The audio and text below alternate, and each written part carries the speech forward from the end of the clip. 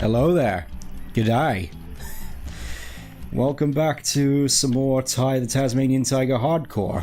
You could just call me Stent. Last time, we managed to obtain the first of the 5 talismans by doing a bunch of stuff in the Bly station. In doing so, throughout a lot of the antics we got up to, we also managed to get these cool little flamerangs here. Oh dear. Give me a second. I forgot.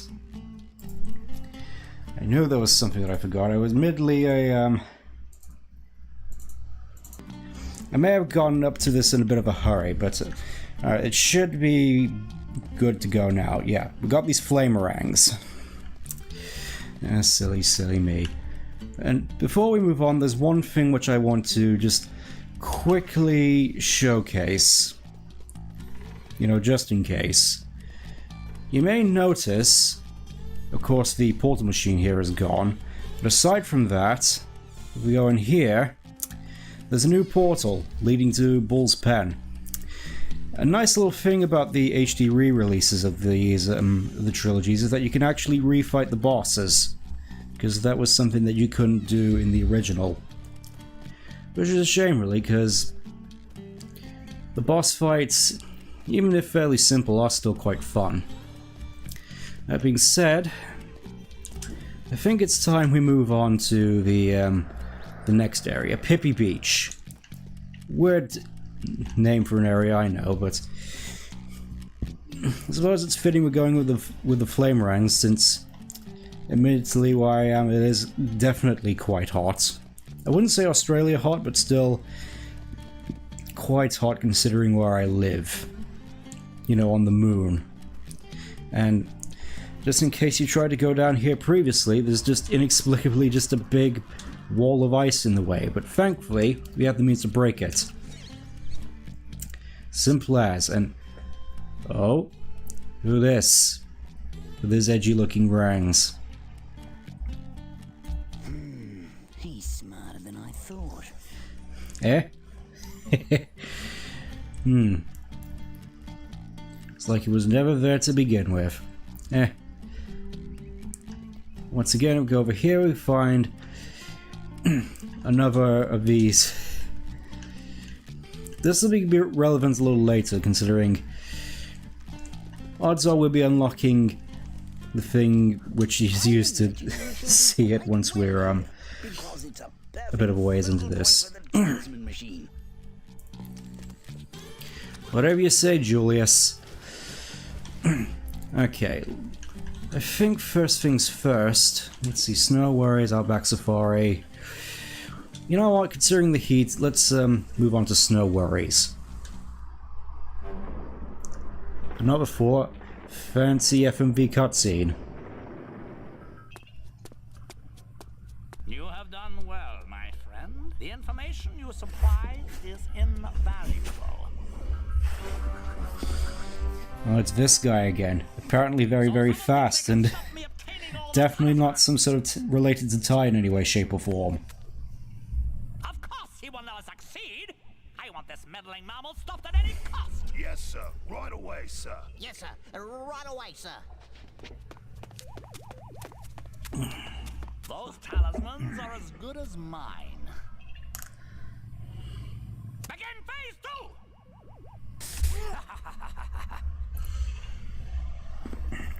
I mean, he's gonna play a pivotal role later.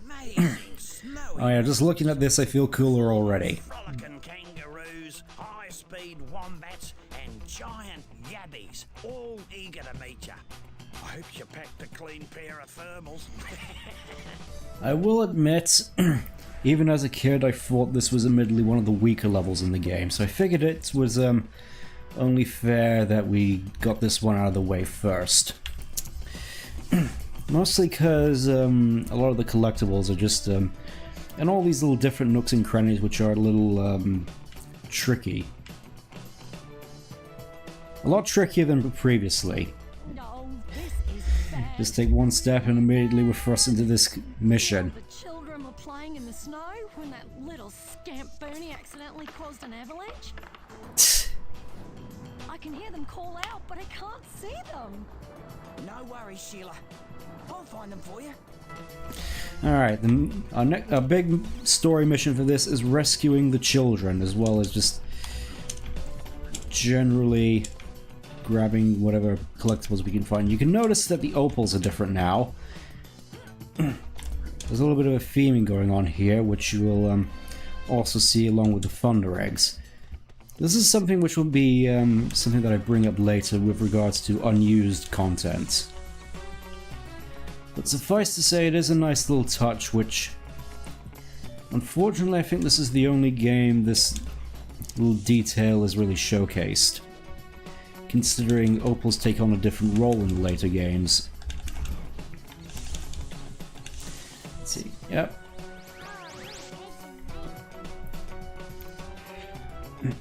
I think, from what I recall, the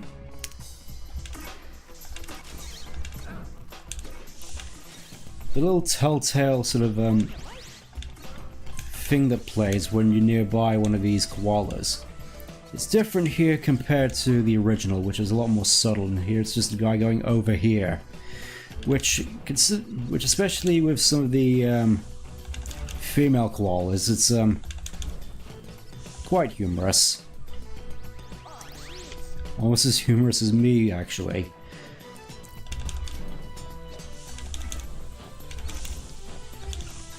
But yeah, they should all just be buried in these snowdrifts, and what is going on with this one? Oh, there we go. Not sure what was going on with that one, and yeah, with regards to finding all the hidden boxes, I remember this level being a royal pain in order to get them all in, which is sort of why I opted to not get them, and the reason for that is that they very easily, with their colorations, tend to blend into the background a lot. They're a lot easier to spot in other levels, but this one in particular, it's just annoying to try and get them all. I've done it in the past, but I'd rather not get caught up in it with this, and even with the future games, which I kind of want to do, except admittedly I probably won't do them at hardcore mode, mostly because I'm pretty sure it doesn't lend itself to being the most interesting. Snow has compacted here, mate, so it's pretty slippery. So it could help if you need a bit of a... Mostly with regards to the fact that I could easily just quit out in order to avoid dying and just slow things down considerably, and that's... I mean, it's a nice little challenge and all, but considering how exploitable it is, it's almost not really much of a point to doing it aside from the once just to say you've done it. So yeah, I probably will just do future playthroughs of these games on normal mode, because I do like the other games, and I'm looking forward to playing them a lot. Especially Furry. I have a lot of interesting things to say about that one. Anyways, let's move on to the Flamerang. As you can probably see, there's a bang-up job of just clearing through a lot of the obstacles in this level in particular. I feel this is just the general Flamerang showcase level. I mean, I suppose this and Bridge are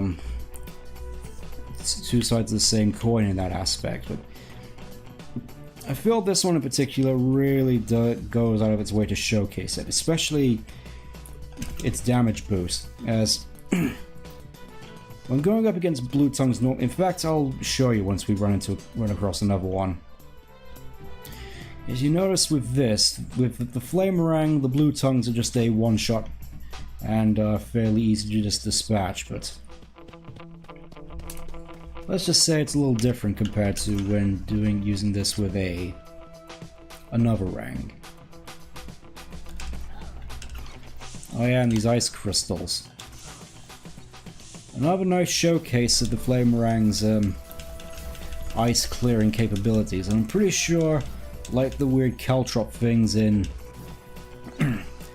Walk in the Park, these will also damage you. Anyways, Boomerang, let's see what happens when I Yeah, with normal boomerang, the blue tongues are 2 shots as opposed to a 1 shot with a flame ring, so not really much of a reason not to just use the flame ring as your default in most situations, I'd say.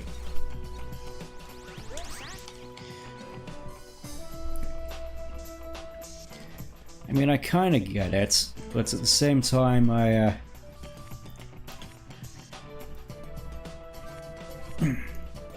feel it's something that'll be a lot more prevalent once we get into Tai 2, because that's where I feel this whole upgrade thing really comes to the forefront for obvious reasons if you played Tai 2.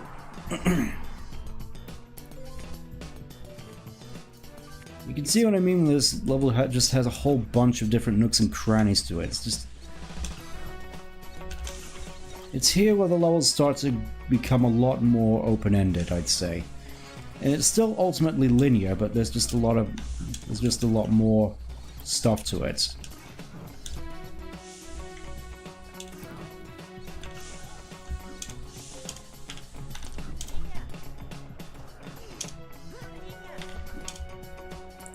Okay, I think we should be on our way. Oh.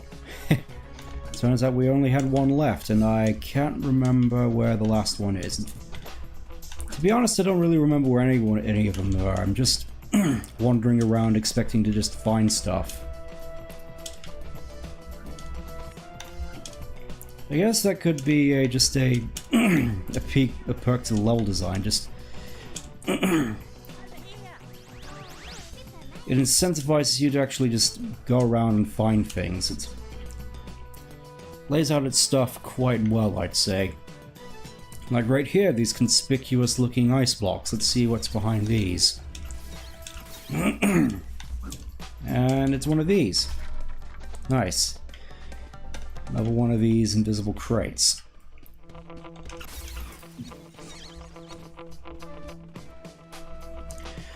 Okay. You know, I think I'm just gonna go back to the house and get the Thunder Egg first. No real reason not to at this point. Just Bilby just inconspicuously just sat here, weirdly enough.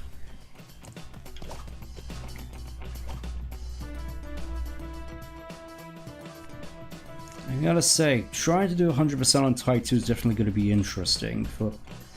I don't really want to go into it, at least not until I actually play Tai 2, because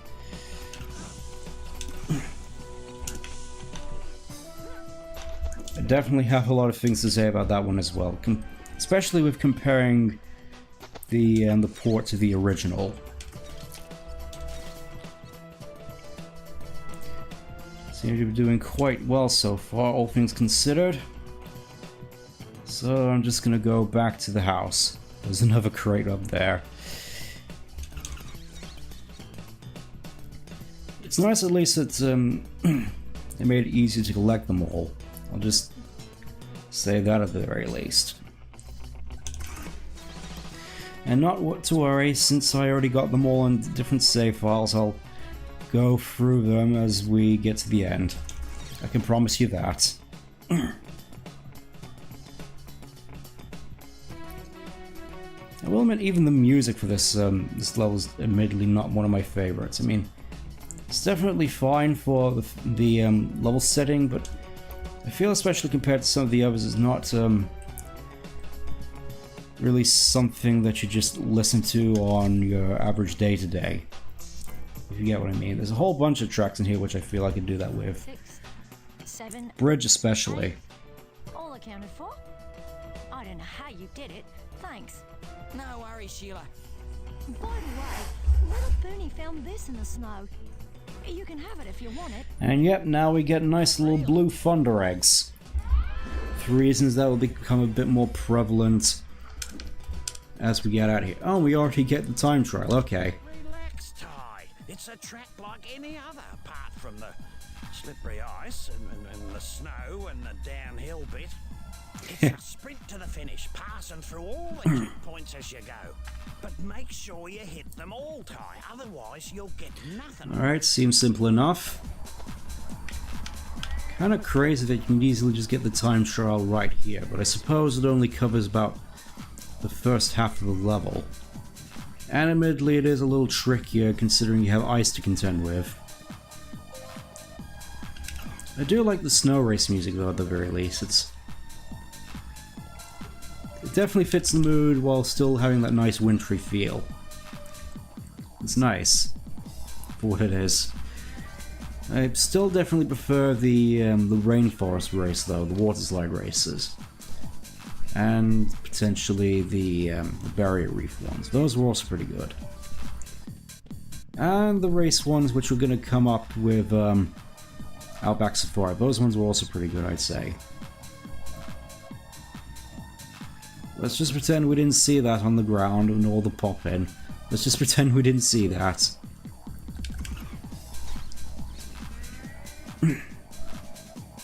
It's nice at least that they actually fall down when you actually tread on them.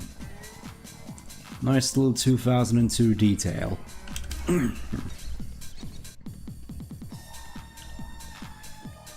So yeah, this is basically where we're going to be hanging out for the last third of the level, methinks. There's a whole bunch of different routes you can take here with these walkways with the saws on them. Admittedly, I feel that's definitely going to be a bit of a worry. That's basically the only thing I'm really worried about jeopardizing the hardcore run. Is that those saws you could easily get clipped by those saws over and over and over again until it just whips you down to nothing. It's not exactly the best way to go. We'll just say that. I'll admit though, Ty's definitely got quite the endurance to just run all the way up a snowy mountain like that. You made it through in record time. Pure Australian might. But Oh, you beauty. yeah, as you probably noticed, the big elephant in the room. This is apparently supposed to be Australia, and yet there's just all these snowy mountains and such. It's even as a kid I thought, hang on, that's not quite right.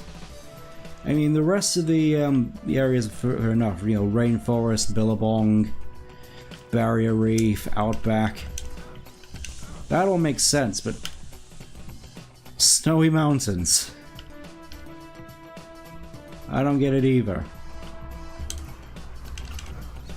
Just gonna quickly mooch around here, see if we can find any more collect.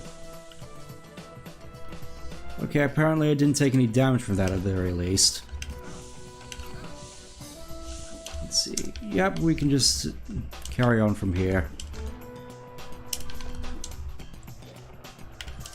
I think I basically got everything up on this upper half of the map, so we can just move our way down to the ice lake. I'd say definitely my favorite part of the level. It's just generally a fair bit of interesting stuff here.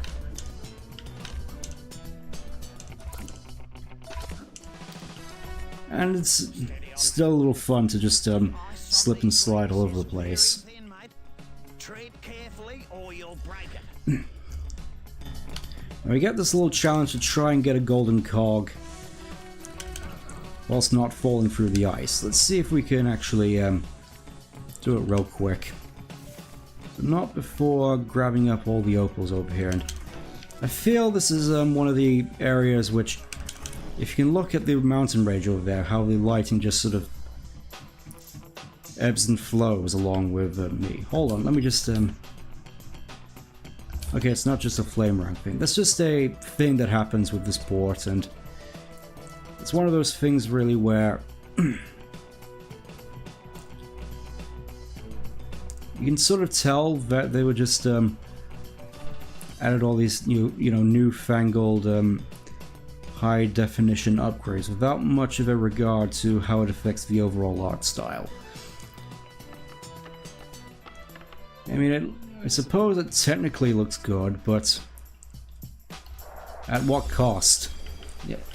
Yeah, see, that's that's what happens when you don't tread carefully. You just have to make your way out of the water, which weirdly enough doesn't do damage over time to Ty, considering, you know, hypothermia, but apparently Ty's just built different. He doesn't even know what frostbite is, let alone let it affect him. Okay, let's try that again. I think I know how this works now. Just gotta tiptoe over to the cog. Nice and steady.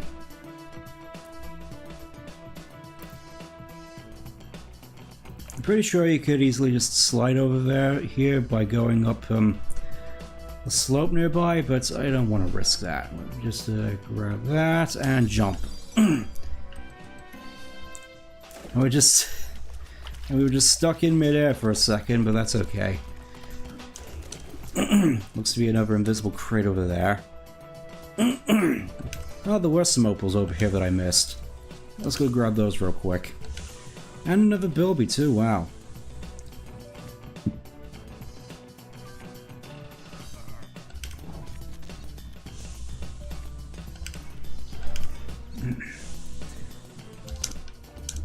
It is a little annoying how you aren't able to properly jump whilst on the ice. I mean, it makes sense, but it just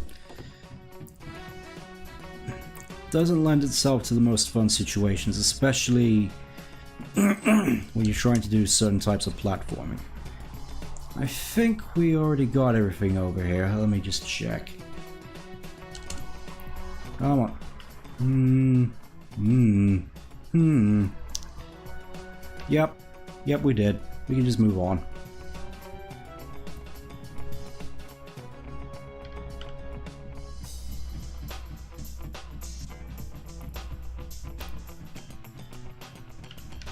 Not sure what the reasoning is, how you're able to just run faster sideways. I think it might just be a placebo thing for me.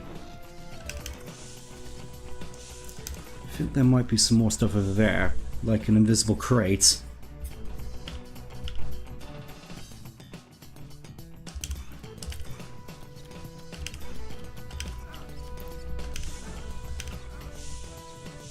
And did I get everything over here, I wonder?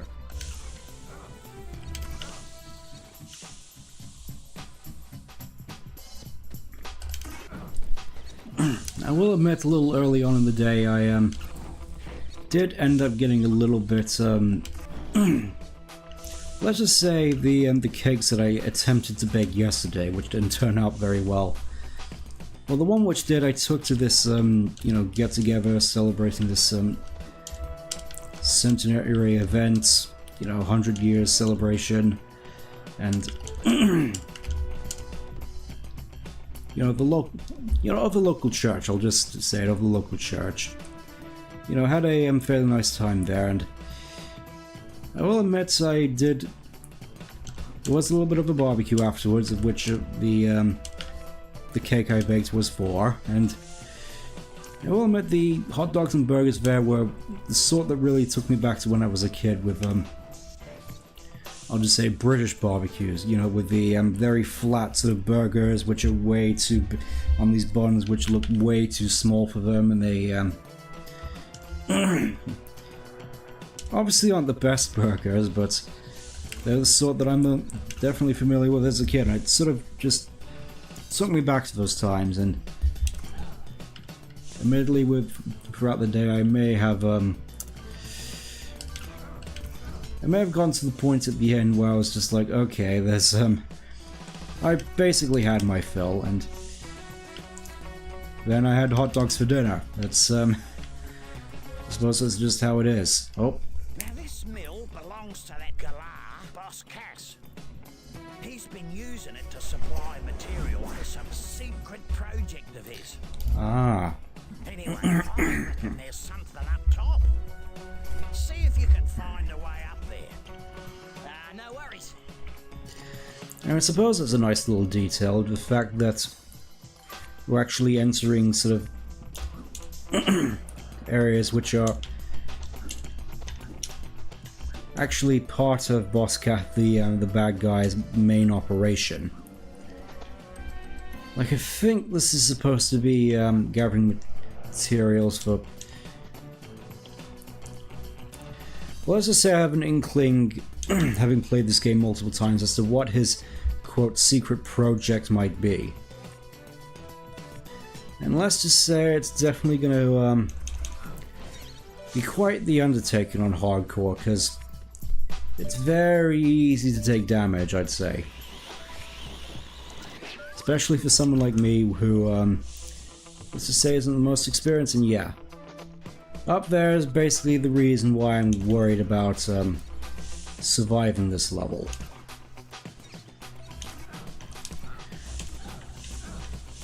Those saw blades are very easy for you to accidentally clip and take damage, so you really want to be careful when messing around with those. They're definitely quite dangerous, along with those snowboarding wombats. Definitely couldn't have seen that coming. I think I can just grab this right here. Yep, I can. And along with... Okay, we may as well get that one out of the way right now. I will admit, this little area right here, this little arena-looking thing, I will admit it did freak me out a little as a kid, for reasons which will become more prevalent as we get into them. So now we're just gonna grab up all the things.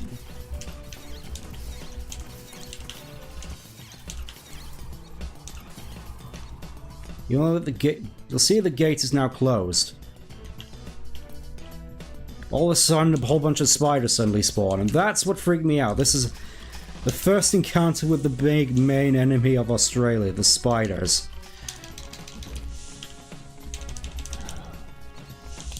They're mobile, but I wouldn't say they're too much of a threat, if you know what you're doing. Just, the spiders, so they can freak you out a little bit. And yeah, this is what freaked me out sufficiently here. Just all these enemies just spawning in from the sky like that. Yeah, I'm getting out of here. And if we come out here, wait for it. Yep, now we just have a whole bunch of enemies just spawning out of the sky in order to attack you.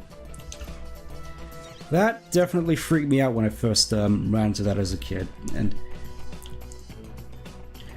yeah, I forgot that they seem to basically infinitely spawn there. I mean, they might not, but I'd rather not be the one to stick around and find out, especially with those wombats everywhere. I'll just quickly take care of these blue tongues first, you know, before we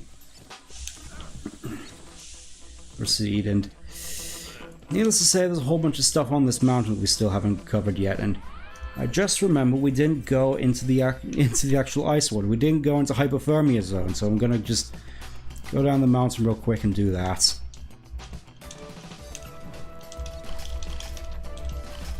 More free opals, though.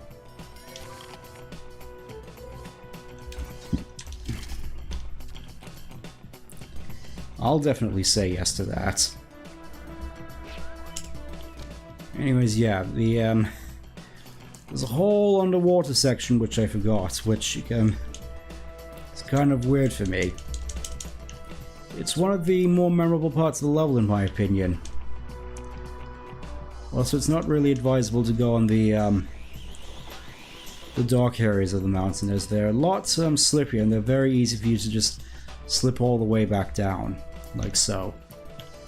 I mean, it's fairly nice for you to do if you're just trying to get down to the bottom right here, but otherwise not as such. Let's go into the hypothermia zone. I believe, yep, there's another thunder egg over here, and this little troublemaker is apparently in favor of wanting to get it instead of us, so I'm just gonna whack him a little bit. We just go into the bubbles here. We gotta knock him into the enclosed area of the stalactites here, so you'll excuse me.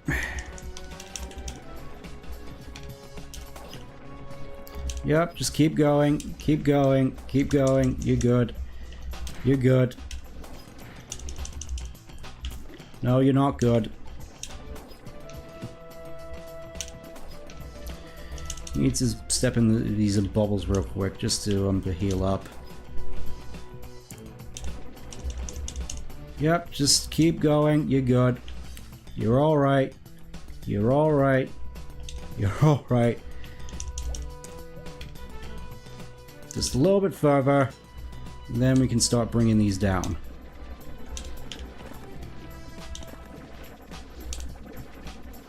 Somehow I missed that one. There we go.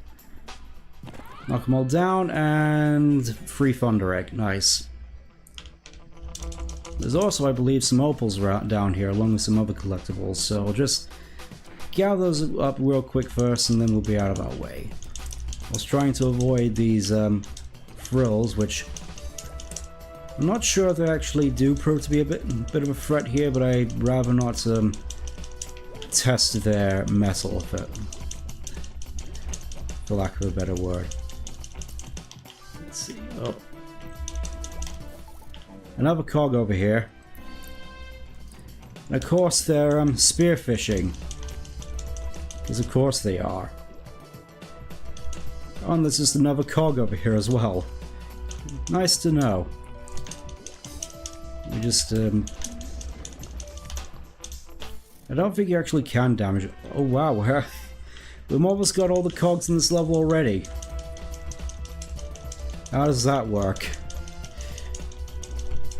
I think, aside from that, there's just opals here, and yeah, I definitely want to try and get some more. Definitely going to try to be cautious with my air supply.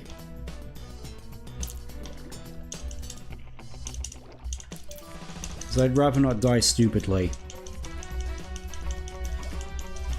Also, yeah, just braving underwater with these conveniently placed air bubbles in the air. I wonder where I've seen that before. Yeah, this series does take a lot of inspirations from a certain other series, which I have a lot of experience with, let's just say. Alright, I think it's time for me to vacate. Conveniently enough, though, I think the ice lake which you entered in from doesn't freeze over at all, meaning you can easily just get out. Yep. No hypothermia whatsoever, no freezing to death below the surface. Australia's weird, man. Okay, I think that's basically everything else, unless there's somehow something up there which I've missed. I'm gonna have another look, just in case. I might be wrong, probably am.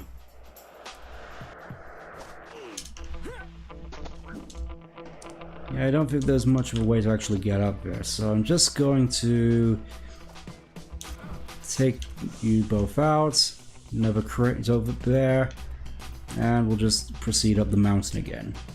We're going to take the right path this time, see where that leads. Presumably to some more Thunder Egg antics. Kind of weird that the Dunnies are still here even though you have one life up. Oh, here's another Bilby, so that's only one left. Seems like we've definitely made some pretty decent progress in this level, all things considered. And we're even we're even 50 opals away from getting all the opals, which is nice. Oh yeah, this part of the level admittedly threw me off a little bit, because you know, given, you know, the composite cables, you know, CRT TVs, it was a little harder to tell. You just had these ice platforms where you could just easily just walk over, which weirdly enough only seems to appear here and in one other level, which isn't even the other ice level. I'll point it out when we get there, but yeah, that's basically just there to help you get that last Bilby. I will admit, after that whole ambush thing, I am a little antsy with regards to watching the shadows, because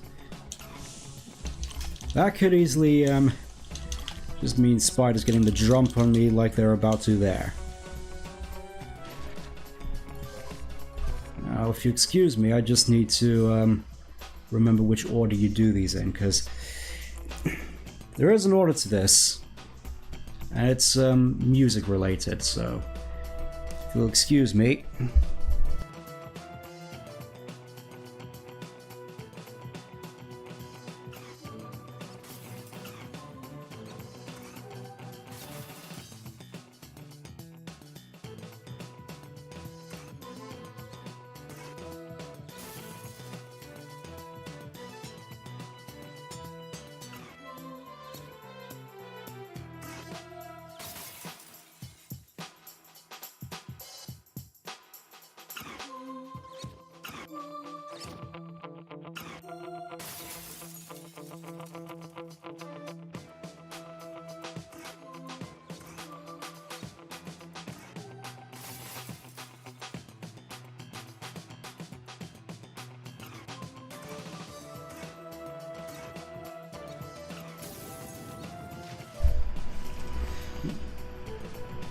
Yeah, you have to complete that in note order, and just needed to have a good ear to listen to that, given my not exactly optimal setup, I will admit. It's just me and a microphone. Anyways, I think with that, the only thing left for us to really do is find that last cog and finally tackle the sawmill. My favorite part of the level. Please be gentle. There. We'll start off with that one. May as well. You need to go through all three of them regardless, I think. For reasons which will become a bit more prevalent as we go through, so up we go.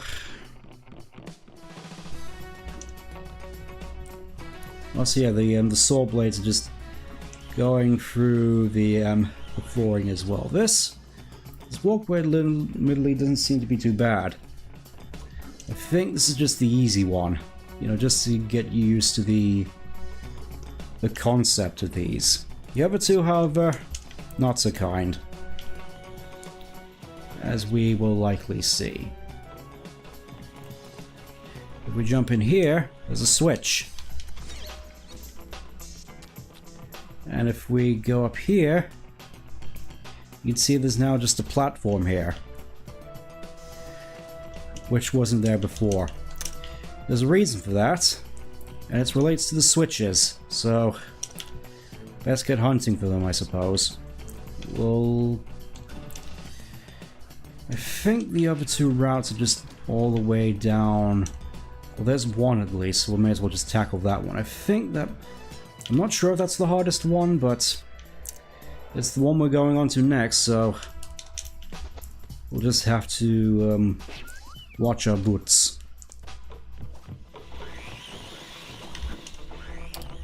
Yeah, very easy for you to clip yourself there. Just gonna take this nice and extra gentle. See what I mean? I'm not taking any chances here. Just gonna go all the way down, and at least it's nearby water at the very least. That's nice.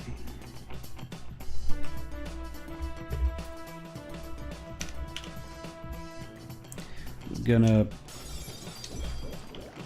There we go, up to full health.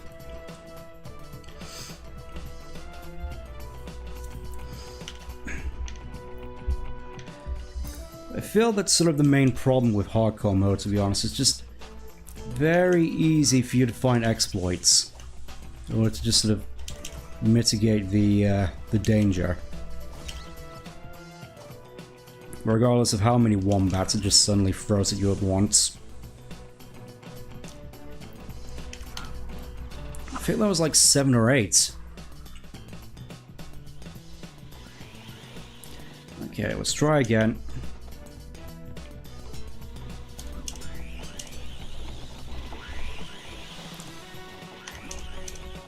See, there we go again, just clips. And again.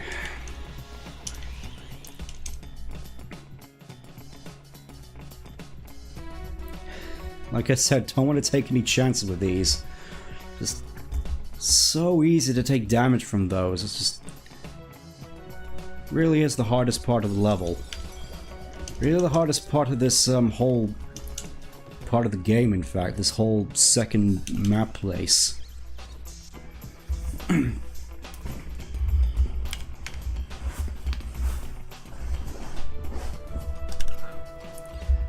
As otherwise, it's generally quite easy to find ways of avoiding damage, and Jesus, that wombat basically wanted my blood. In fact, I'm pretty sure all these wombats do, just absolute maniacs for a lot of them. At least they go down easily with one flamerang. Okay, let's try again.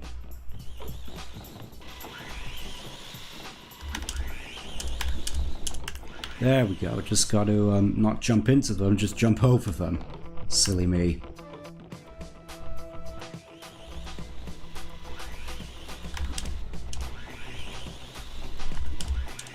Like that. Why didn't I think of that before? Anyways, I think we're getting close to the end of this one now. You really had to rub it in right at the end, didn't you? Oh, well, at least we got to the end of that one. Second switch. I will admit I'm a little perplexed as to where this last cog could be. Definitely feel it must have been something I overlooked. I don't want to spend too long having to go back and find it though. Okay, there's the last one.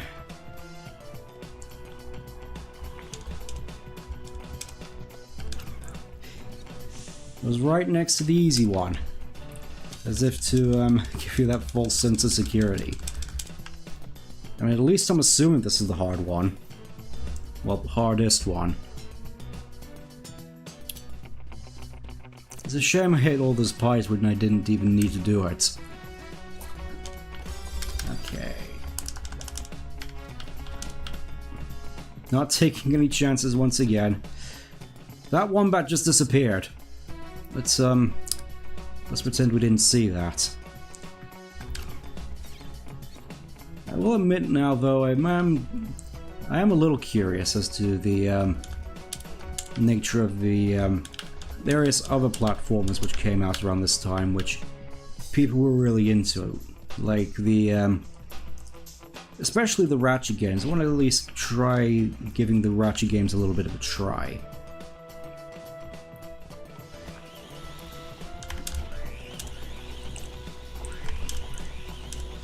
Like, I hear they're definitely good. This one doesn't seem quite as bad so far. I think that's mostly just because I've figured out how these blades work.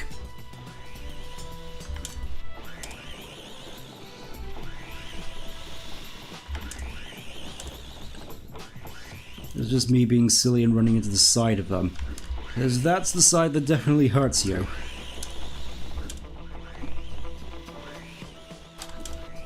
Still not certain how these, what these saw blades are even supposed to do here, aside from seemingly constantly try cutting through this walkway which we've made.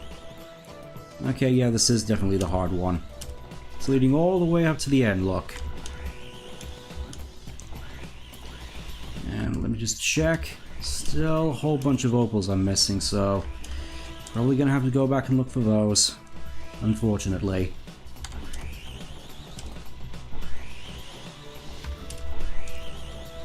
At the very least, I don't have to worry about this part. The part I was looking forward to at least is over, and now, since we hit all these switches, these 3 platforms have now spawned, meaning we're able to just quickly and effectively get up all the way to the top in order to get this Thunder Egg. And you can see the whole route we took to get here. Lovely jubbly. Alright, I think... Yeah, that's all the Thunder Eggs. Let's see, we have 1 cog and 14 opals to find. They could be anywhere. May as well head back to the beginning. Admittedly, this is one of those levels which I remember the least. It's not exactly a level I look forward to going back to say the least.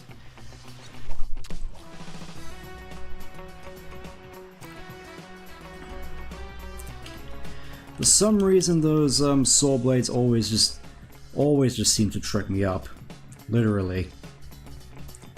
Right, I checked over. See, this is one of the big problems with the larger levels. It's basically like trying to go all the way through and trying to make a checklist of all the places you've been to. Like, obviously I've been up here. I've been down in the ice lake. I don't think I've been around here. I might have been. Unless there's just some area on the mountain which I've just missed.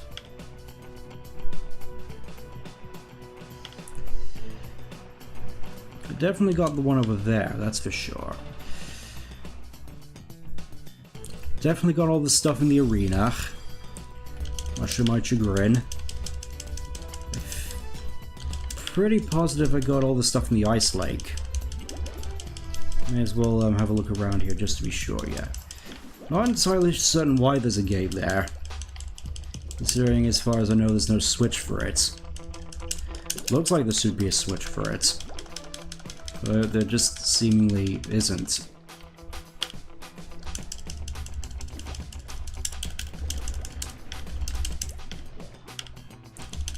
Mob's just in there crying, it seems. Poor fella. Oh, there's actually a button here. What is this, what does this button do? Oh, it... Okay, that's what... Oh, so there is a reason for the gate to exist. Okay. Okay, game, I getcha. I getcha. I was just a few too many steps ahead. Good to know. Pretty sure the last stuff I need is somewhere on the mountain.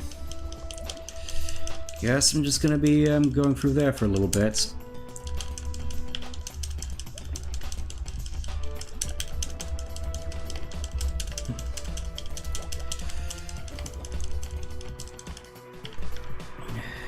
Yeah, if I'm...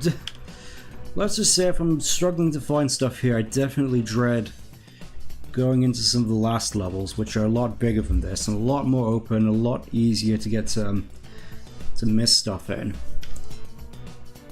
Especially Black Stump. The way that level's set out is just...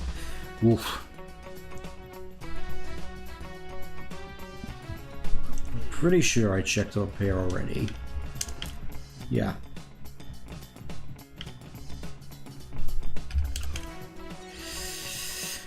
I feel I've basically run out of talking points about this level. I mean, I've already talked about and experienced my main chagrins with it, with these wombats and the saw blades, and it being basically the first real level where you have a hard time trying to find things. But aside from that, it's... Yeah, I'd still say it's probably the weakest level. And there's one I would have considered worse than this, except that in the HD release the problems I have with it were basically fixed, so... I think that's gonna be the one we hit up next.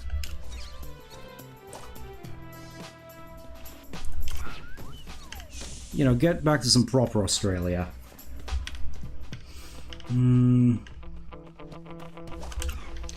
Yeah, I think if there is anything I've missed, it's over this way.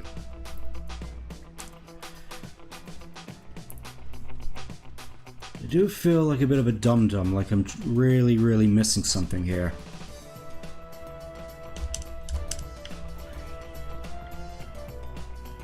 I mean, is it something to do with this area? I feel I've already been here. Yeah, I've already collected the stuff that was here. Right.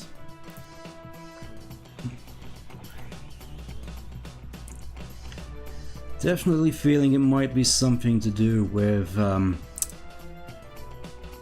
near the start of the level. Because I feel I've basically covered all the main paths here. Unless there's just some crates which I missed. That's also a possibility.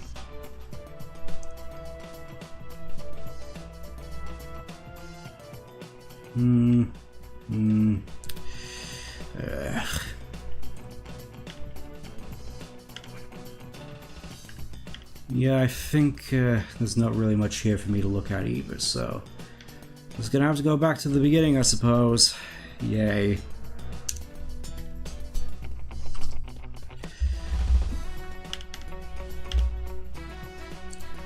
I feel this is definitely one of the main issues with generally platformers at this era. Just the fact that you just have to scour the levels. You basically have to scour the levels until you're absolutely sure you found everything. Without any real indication of where that stuff was aside from just going off of memory. I feel there's just a big area. Yeah, must have been quite a sizable area I missed though. Just 1 cog, 14 opals. It's quite sizable, really. Let's see, I already checked over here. Must have been over here somewhere. Because I know this little icy area with all the kids in it was a little bit of a maze. I'd rather not this take up the whole stream, to be honest, so... I just hope that they're found quite quickly. Let's see... Yeah, I already covered this, the ice... The ice spikes. I already covered this area.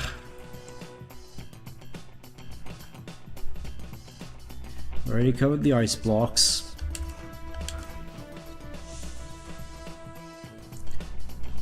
I feel it must have been some... Yeah, that was that Bilby over there. Nothing really over here. It must have been back this way. Unless it's just one area in particular which...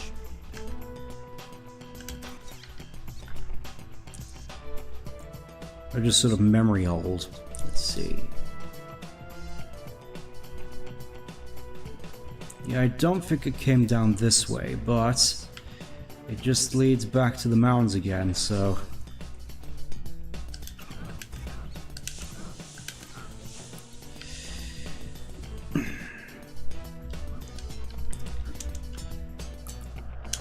You know what, I'm just going to get a drink real quick and, you know, I advise you do the same and we'll reconvene and hopefully just manage to get through this and move on to the next level, okay? Until then, take care.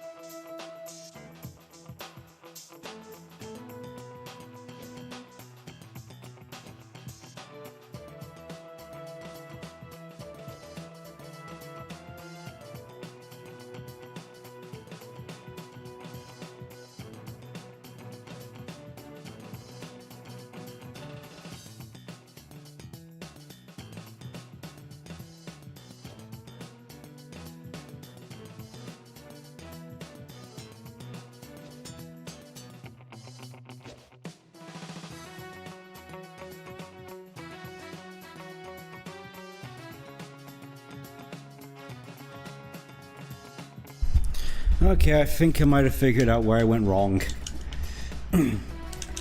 It turns out I was sort of on the right track with regards to the,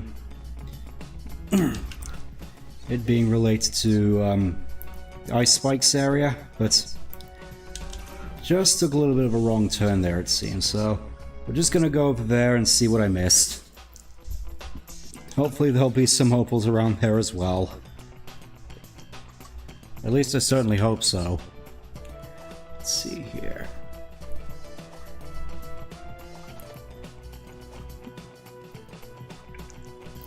Yeah, so we apparently go down here, and so we go all the way to the... Nope, it turns out I was a little bit wrong there. Silly me. Alright. Just, yeah. Might have gone a little ahead of myself there in that regard. Just something, anything in order to try and get cogs, which I don't remember actually getting.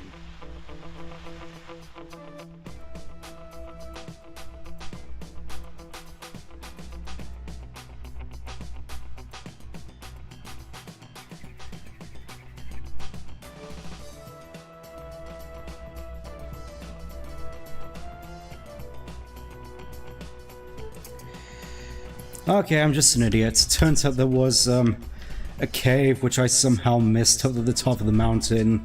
So hopefully that's where the last of the opals are as well, so we can just go over there, head up to this portal, and finally get out of this weak level. I mean, it's definitely fine. There's not much I wouldn't say not much inherently wrong with it, but just generally I just don't find it to be as memorable as some of the other levels, as you probably, you could have probably guessed from how I've been going about it, so hopefully now we can just put this behind us and never speak of this again until next stream, where I'm just caught up in trying to find all the other collectibles. Yeah, this cave right here. Would you have been able to figure out this was there from a glance? I mean, probably, knowing you lot, but yeah, I'm just a dum-dum. Grab all of these, and huzzah. 300 opals, 10 golden cogs. Let's get out of here.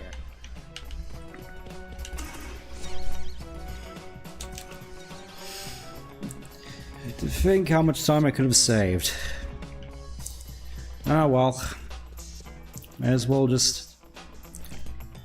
In fact, I'm pretty sure at this point taking the sawmill would count as a shortcut, so I may as well try my luck. See how effectively I've gotten at dodging the saw blades.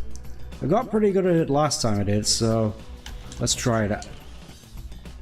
Let's try it out.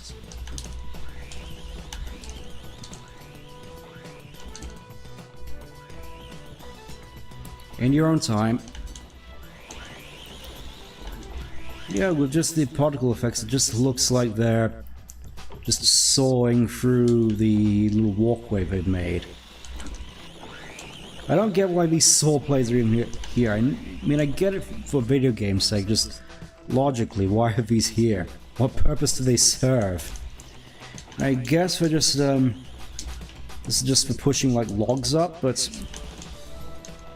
I'm sure there must be a more effective way of just shipping logs up this mountain than just this cobbled together monstrosity. I mean, I suppose it is boss Cass, so that might be the reason behind it. Come on, I'm so nearly there, I can see it. I can see the end, Mr. Frodo. A doorway. Alright, let's just get my last Thunder Egg, so I don't have to come back here again. Yeah, basically, not really... I wouldn't really recommend quitting out of a level at any time, as it does reset your opals. So, that didn't go as well as I'd hoped. Let's do up... Now let's do... This is one of those things, isn't it? Just trying to decide which one to go for next. You know what? I'm gonna do bridge next. There's nothing quite like a moonlit... I need something to cheer me up. Except maybe a moonlit billabong full of giant roaches. Spiders and bats! This is, I believe, the second level which was featured in the E3 demo alongside Walk in the Park, and I can definitely see why they chose this one. It's definitely the prettiest level, I'd say, with the best music. It's just... G'day, Ty. Welcome to the They even have this on just a normal playlist of relaxing music. It's just great.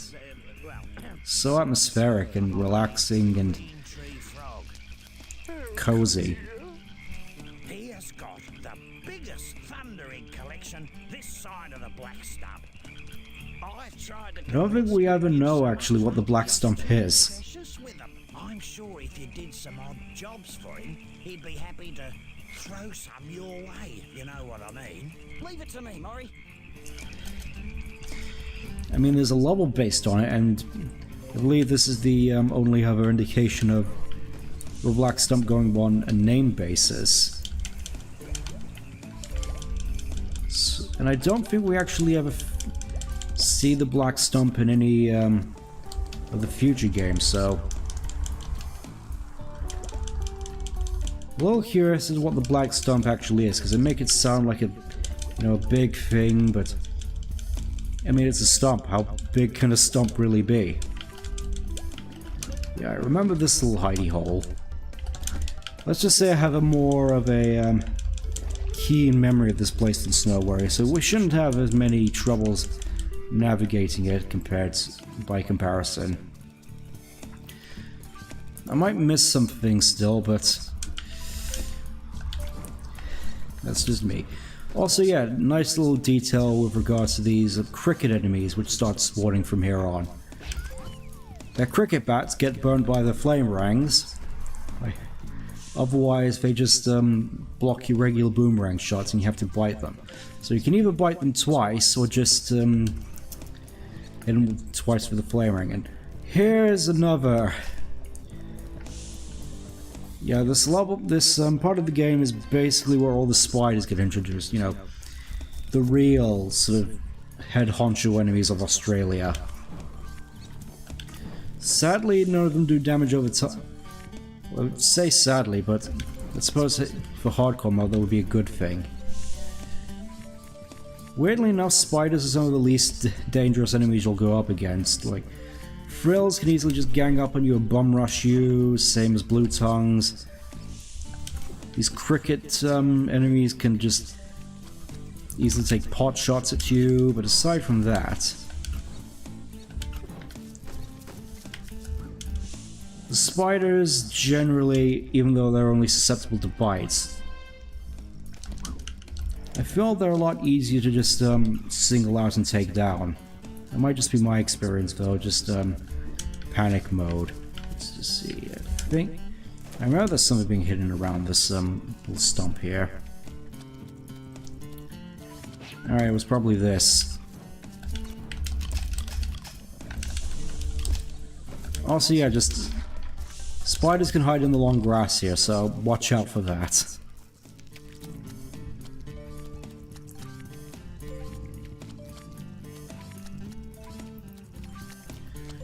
Just, anything back here? Nope. I feel this is just the other reason why flame rangs are generally just a direct upgrade from the regular boomerangs, and generally, on most accounts, should be a default rang.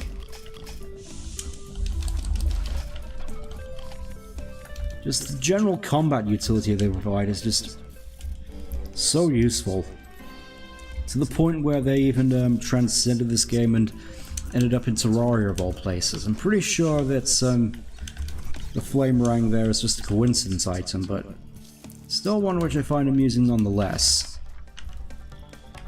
Oh, that's nice, like little bilbies just grouped up next to one another. It's cute.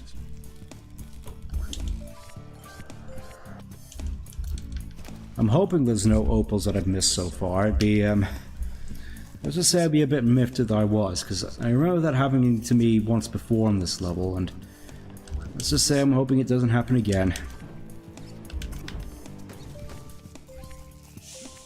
Oh yeah, and the roaches. The roaches, let's just say, are an enemy which, are easily taken out by bites, but generally I've not really seen them as a threat at all.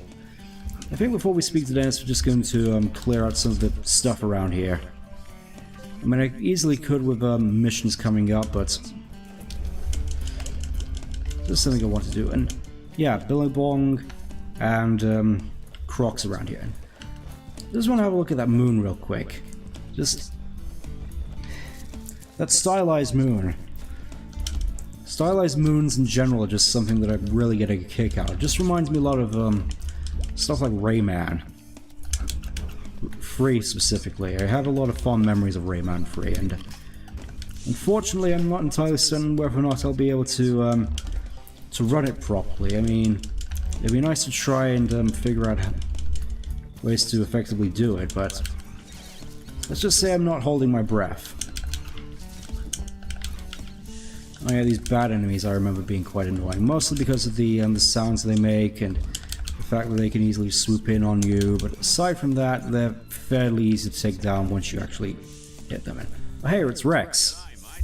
I came here to give Dennis some diving lessons, but he chickened out. Well, who can blame him? You know, Ty, it's high time. I mean, I've been doing so this whole time. Run and press the jump button near the water's edge, then press the bite button to do a dive. See if you can dive into that yellow crate. Alright, now we get into one of my favorite missions. Bonza, you're a natural, Ty. If you're up to the challenge, why don't you try The Super Tower High Dive. Love the music to this place. challenge, mate. Dive from the top of the super Look tower at this. and pass through each of the rings on the This is way so down. ridiculously high. I'll give you a With thundering. the cheap stars in the skybox, and just a general look at this place is just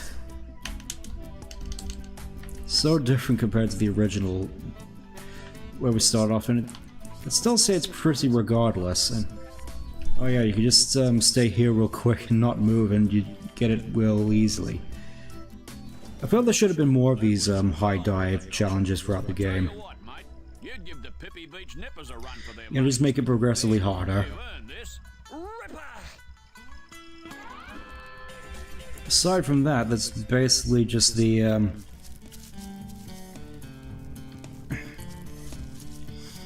would have sworn before this I would have thought that Rex doesn't appear at all in this part of the game. But I think he's one of the more prevalent side characters throughout. Anyways, let's finally speak to Denoise. Hey, relax, mate. I'm Ty, and you must be Dennis the cheapskate. Ty? Oh, Maury's friend.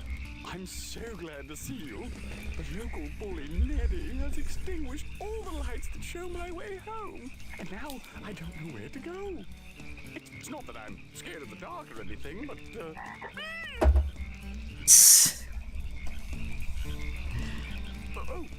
I like the humor in these games. you kindly escort me home? No worries. It's just, like I said, I feel the main strength of the series is just character. Character in general is just this series' biggest strength when it comes to its humor, its writing, its art design. It's just, it has such a personality to it, which feels so unique. Get over here, you. I swear, I'm the bigger enemy to the roaches than the roaches are to me. Anyways, yeah, of course, knowing this, that's Australia, the lights are basically just burnt out oil drums. Braziers, basically.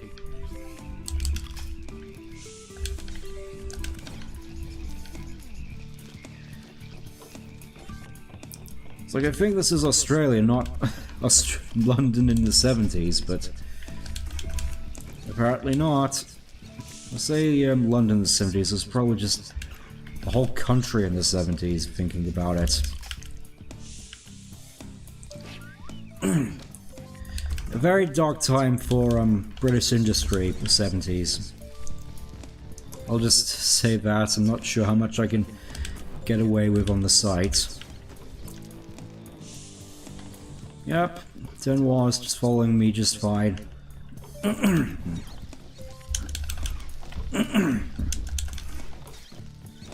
that's the main problem with these bats, just the swooping. They can clip you fairly easily, I find, if you're not paying attention. Aside from that, it seems like there's not much of an issue, really, getting through here. And yeah, we're here at Denoir's comfy home. Let's pretend we didn't see that. Yep, here he comes, good old Denoir's. Home sweet home. I made it thanks to you.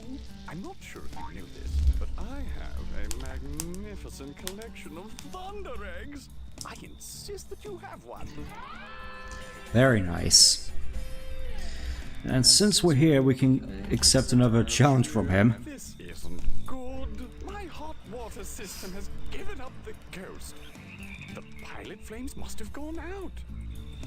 Could you find a way to fire up the gas again? I'm allergic to gas. Otherwise, I'd do it, you know. Sure you would. Just Ty's face, he just looks so unhappy about the situation, but yeah, basically you just use the flamerangs to light up the pilot lights as well. Generally this and Snow Worries are the two real sort of flamerang showcase levels.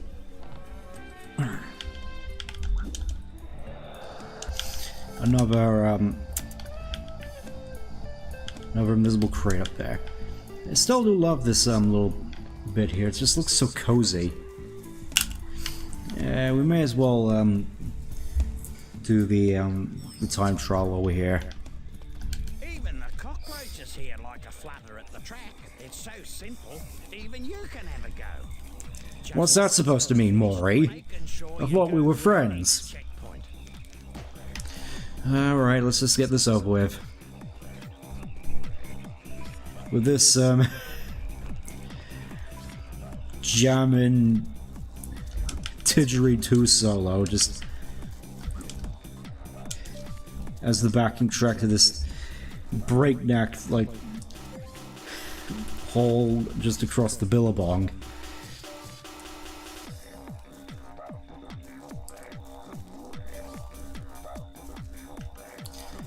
Oh, look, the stars are just like that up there as well. I didn't really notice the stars. I feel this is the only level which actually has nighttime skybox. Otherwise it just seems to be either at day or just, you know, at sunset or just at dusk or on fire.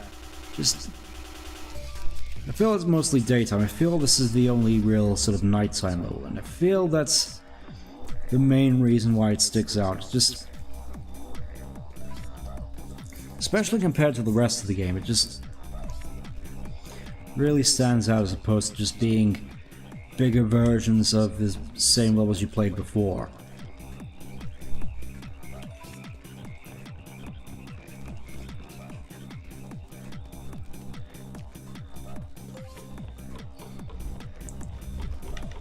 It also helps as well that the layout for this track is a lot more simple than Snow Worries was.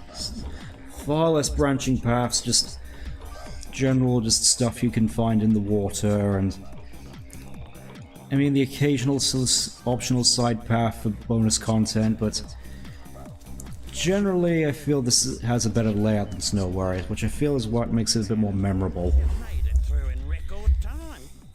Here's your thunder egg. Sweet. Also, yeah, quick little tidbit.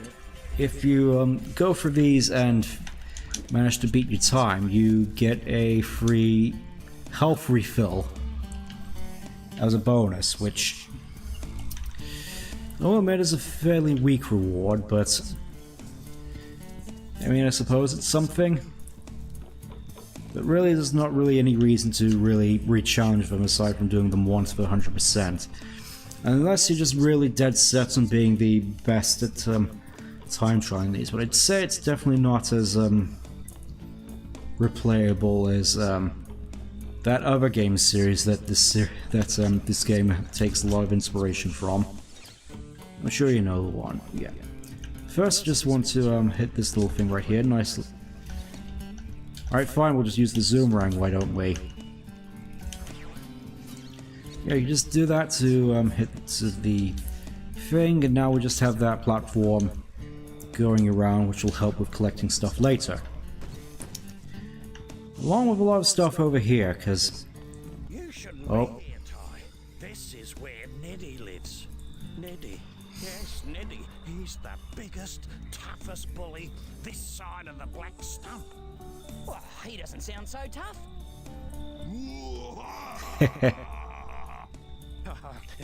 Nice one, Ty. Now you've riled him. How did he hear me from all the way over here? Okay, I guess I'll just avenge Denoise. I'm pretty sure that's how he'd insist it's pronounced. You know, given how pretentious he is, I'll just go out and say it. Also, I could have sworn that there was... Yes, there is a Bilby hidden behind here. And that's all the Bilbies, nice. Didn't realize I'd let's just pretend we didn't see that. Didn't realize that I'd actually gotten them all, nice. Okay, that's 2 pilot flames, so I'd have to come here regardless, and we may as well fight Neddy right now. Orange rat. Beauty rat. No match for Neddy. Neddy clobber him. Good. He definitely looks like something I would have seen in Rayman 3 with that look. Oh.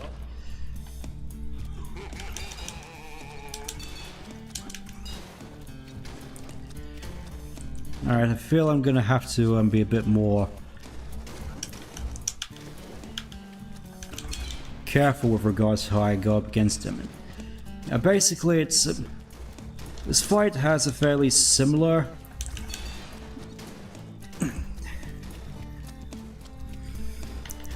I'd say mechanic to Bull, considering you just have to avoid his charges, but aside from that, I feel this is the first actual mini-boss we've actually fought so far. Orange rat beat Neddy. Why do you have a bullseye in your stomach? So ashamed.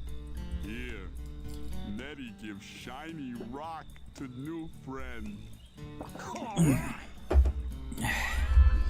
Alright, that's Neddy taken care of, and honestly, I was expecting that to be a bit tougher, to be honest. You know what, may as well... Orange rat and Neddy's new best. Aww. It's just a shame that Neddy never made an official appearance after this game. I feel it could have really added a fair bit. Anyways, I may as well just start the actual collecting proper. You know, in between collecting the lighting the lights. The nice thing here, of course, is that you don't have to worry about the crocs. What is weird from what I've noticed, especially around here, is that sometimes I've noticed that the roaches, even in the original game, yep, like that, the roaches can just walk underwater. Their pathfinding seems a little off to me. Let's just pretend we didn't see that. Granted, that was in the original game as well.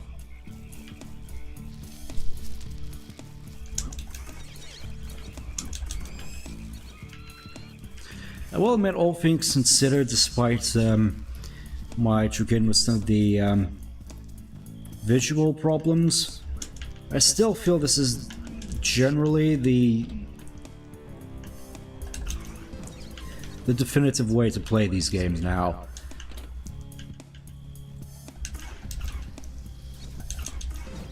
I mean, there might be some issues which I'm not really aware of, which might bring them down a little bit, especially compared to the originals. I feel like there's not really much of a reason to go back to them, especially once, since these are a lot easier to access, let's just say. You know, they're on Steam, they're on Switch. Generally just quite easy to get, I'd say.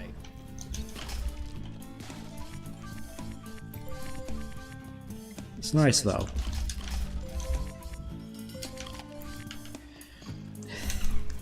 This does sort of remind me of a you know, before these re-releases get announced, where, you know, people were asking whether or not these would be ported to HD consoles, and they just said, oh, you could just play it on your 360 if you want to play it in HD, which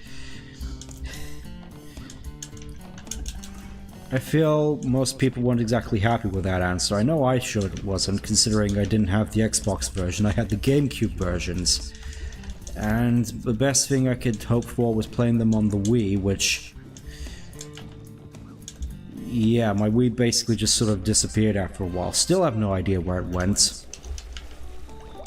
It's like I have the composite cables and everything, it's just mysteriously vanished.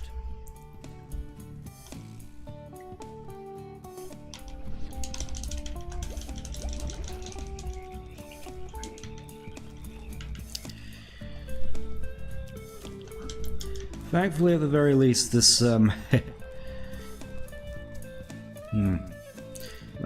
Just thinking, I already went over how this is a lot easier to navigate than Black Stump was, just... Generally, I feel this is one of the better levels in general. I mean, aside from the mood, the character, and the layout, this... I feel this whole level just does a great job of emphasizing what this series is all about to me. If you get what I mean.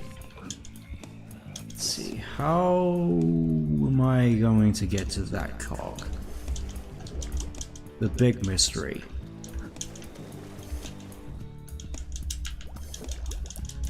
I feel there's probably something there's a trick I'm missing to that one.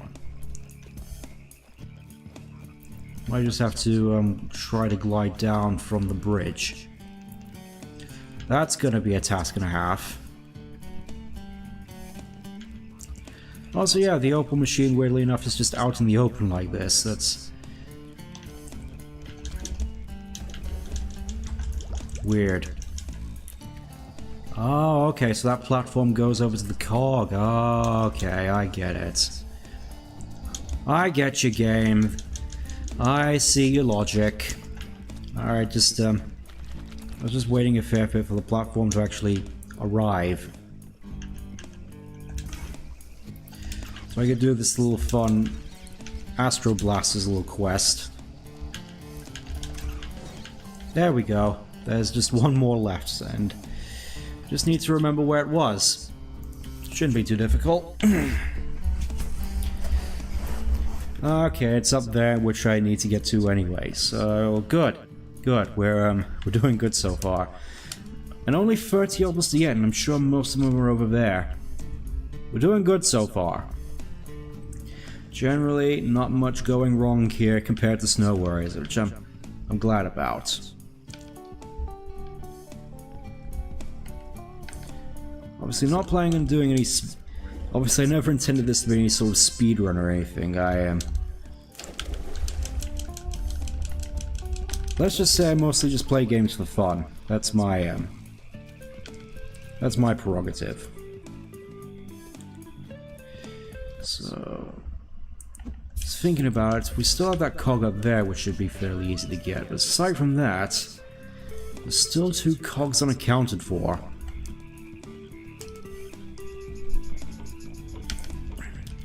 I feel it's really just the cogs which are just throwing me off this whole thing. Like, the Thunder Egg's fairly memorable. Opals, aside from just occasionally missing one, it's not as big of a deal, but cogs. I don't get why that's the main thing which I'm struggling with. Let's see. Yeah, we could just not do that. Right. Oh. There was just one hidden behind here. Okay, so there's just one cog unaccounted for. Silly me.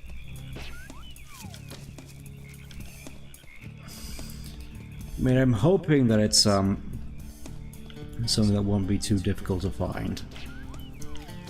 You know, just sort of hidden among the water at some point, but let's just say I'm not exactly not exactly thrilled at the prospect of having to go back and find these again. So, yeah.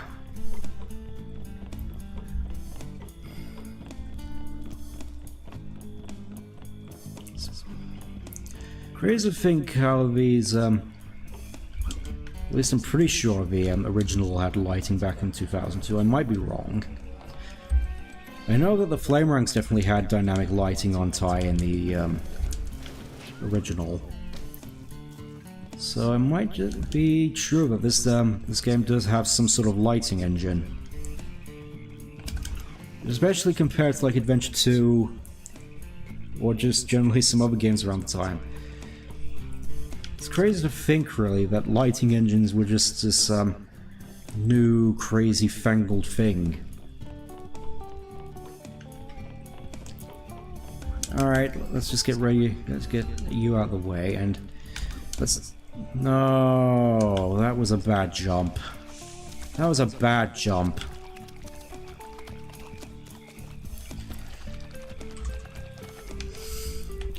Alright, so best I'll just, do it the old-fashioned way. Just see if I can scope out any leftover cogs.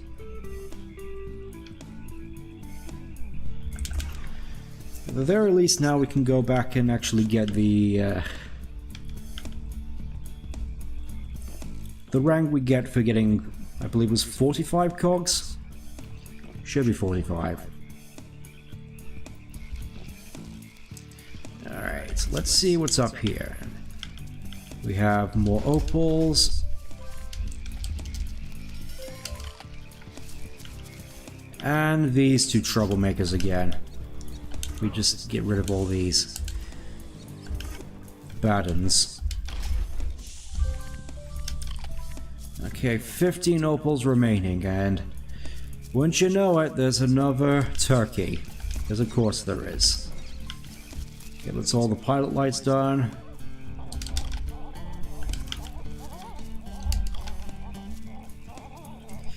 And yeah, we're gonna... basically gonna have to spend a fair few minutes now hunting down this turkey, which...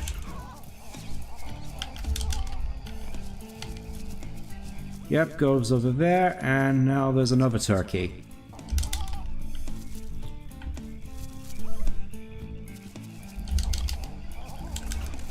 Now I just have to keep going back and forth between these two. I guess until they eventually give up.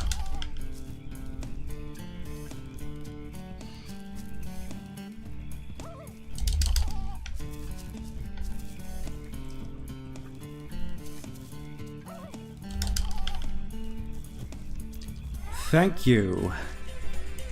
That's, admittedly went a lot smoother than I was anticipating. Now, where are these last 15 opals? I'm guessing under the water. At least that's where I'd be led to assume. Unless there's just this one big area in the beginning which I just missed with all the cogs. I think that was the area which I was alluding... Oh. Okay. So there's just 5 opals I'm missing, so that's 1 crate, 1 cog. Just going to scour around this back area a little bit.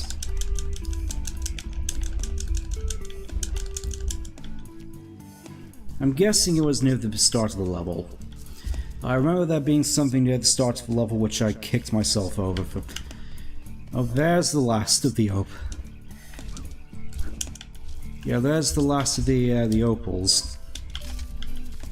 So, since we're in close proximity to the opal machine, I'll just get that Thunder Egg real quick. And then we could just get the last cog, get the last Thunder Egg from Dennis, and then we'll just mosey on out of here. Yep, seems like that's everything in order. So there's just one cog around here somewhere which I missed.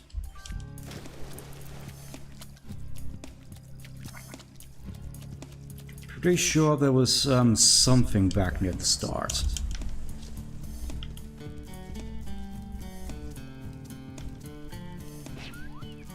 Let's see. Yes, there was. Yes, there was. I called it. I knew there was something back here which I'd kicked myself over. May as well use the mushrooms. No reason not to.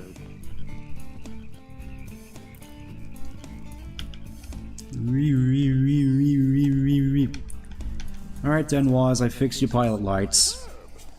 Now I can make a nice hot cup of tea. Can I join you?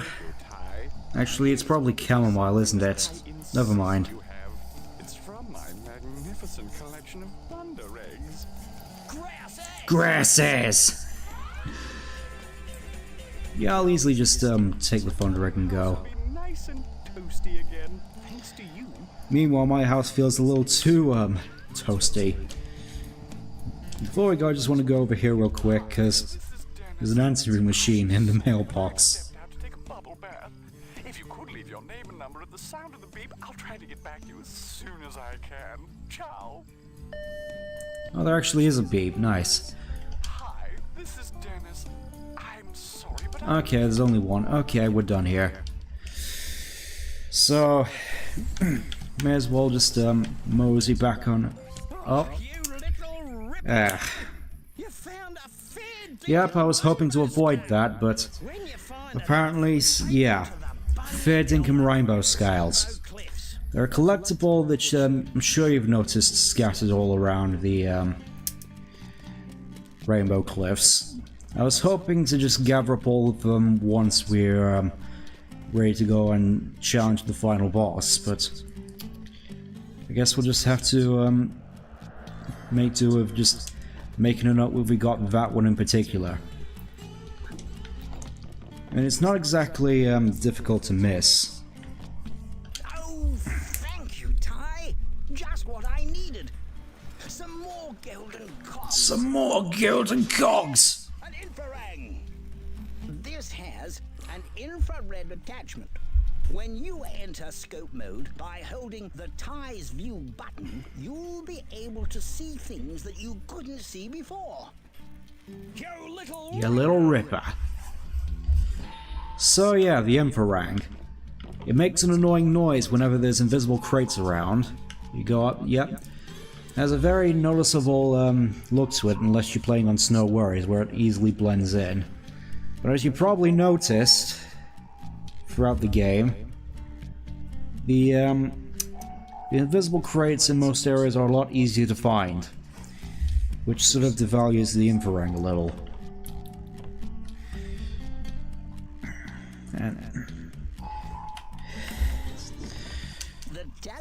Anyways, let's have a look at these Ice Thunder Eggs.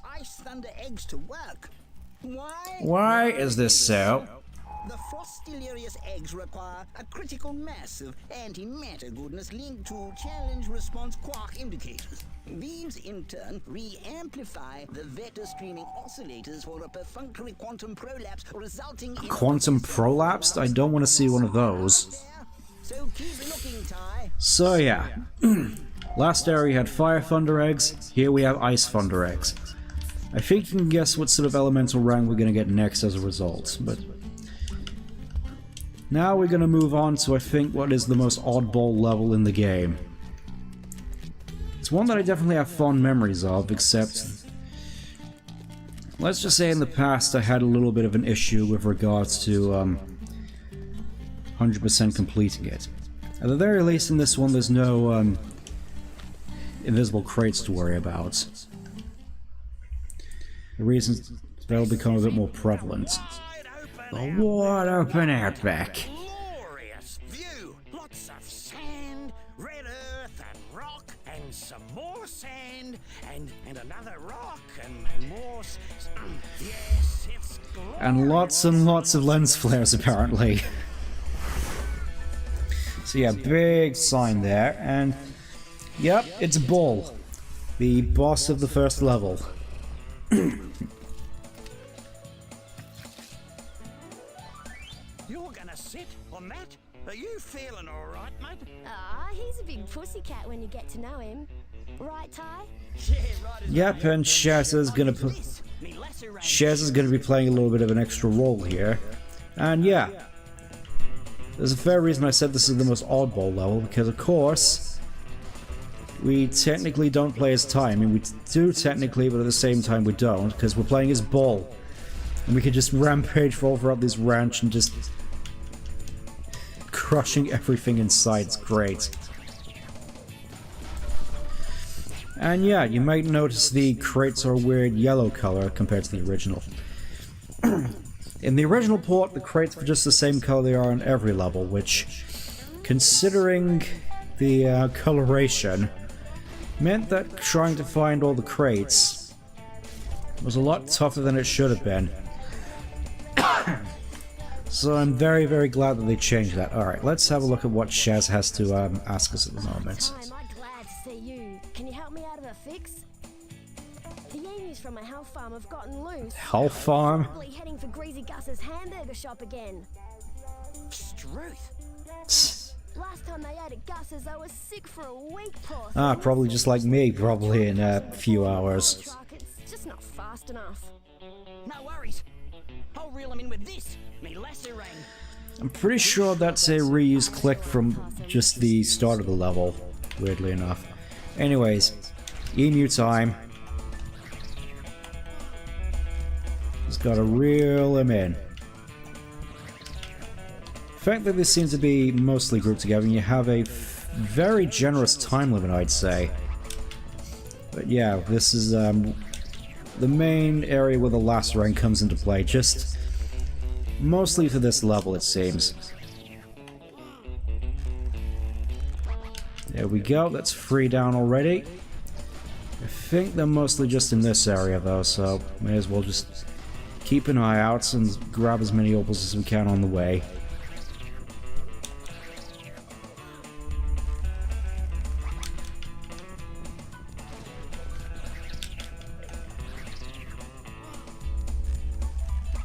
There we go.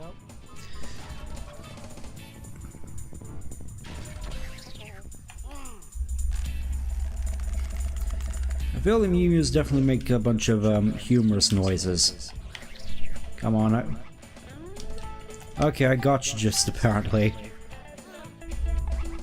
So, just one more to go. This is a lot easier than I remember it being. There's Ranger Kin, of course, again. Where did this last emu go? There he is.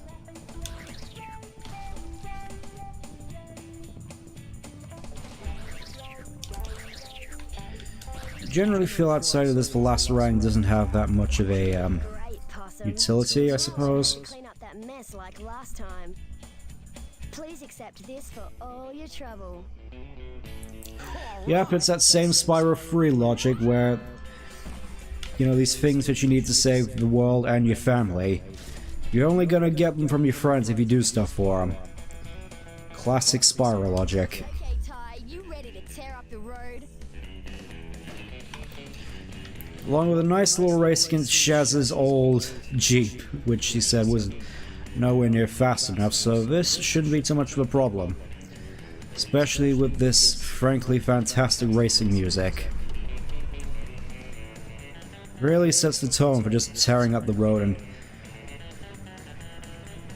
where is she coming from with all this speed? I thought she said her Jeep was just all banged up and not very fast, but apparently it's good enough to keep up with me. May as well just try to cut as many corners as I can.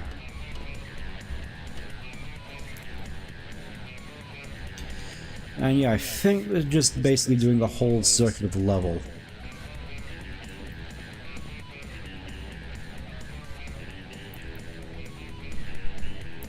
I definitely feel as though the concept of this level will definitely be expanded upon in future games, just not in a way that's like this. It's notably different in the later games, which I suppose goes without saying, really.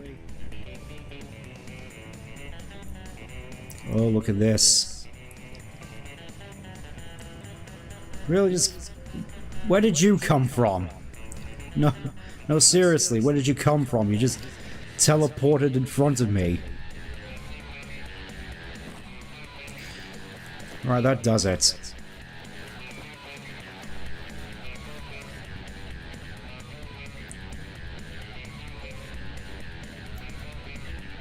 No idea how I'm gonna catch up at this rate, but I suppose I'm just gonna have to try.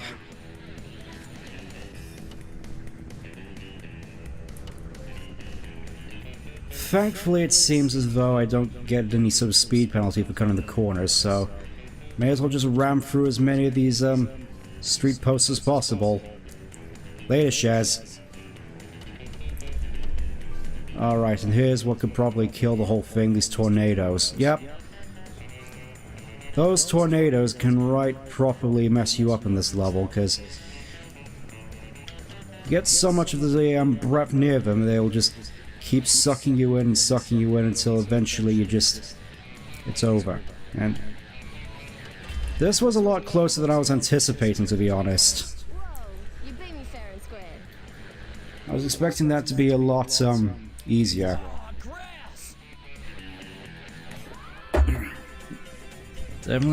Cher's definitely got what it takes, it seems. Alright, it's time to venture out and just grab as many opals and collectibles as we can. As I remember, there's also a whole bunch of stuff likely hidden in all these crates. Well, I say crates, these sheds. I'm pretty sure they're sheds, just masses of just bunched up corrugated iron.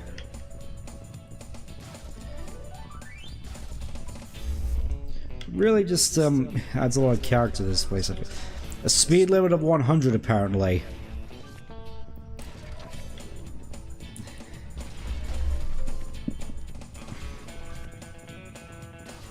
I will admit, I definitely prefer this version of Australia to the other one. Let's see here.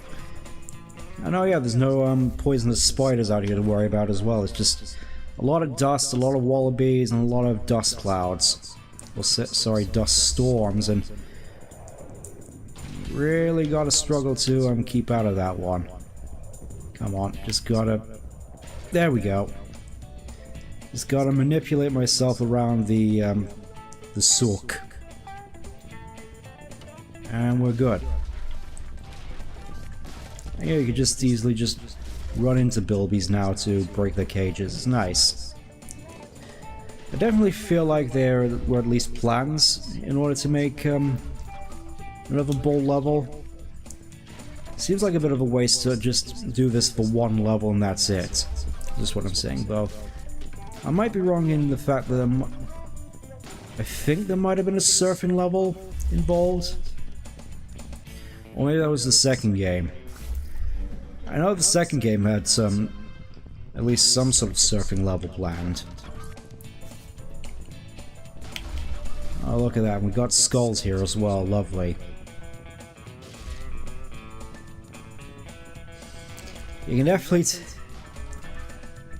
It's a little harder to tell whether or not this is the outback or, you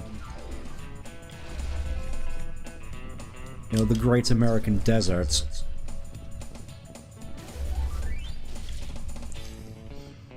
Especially with its, more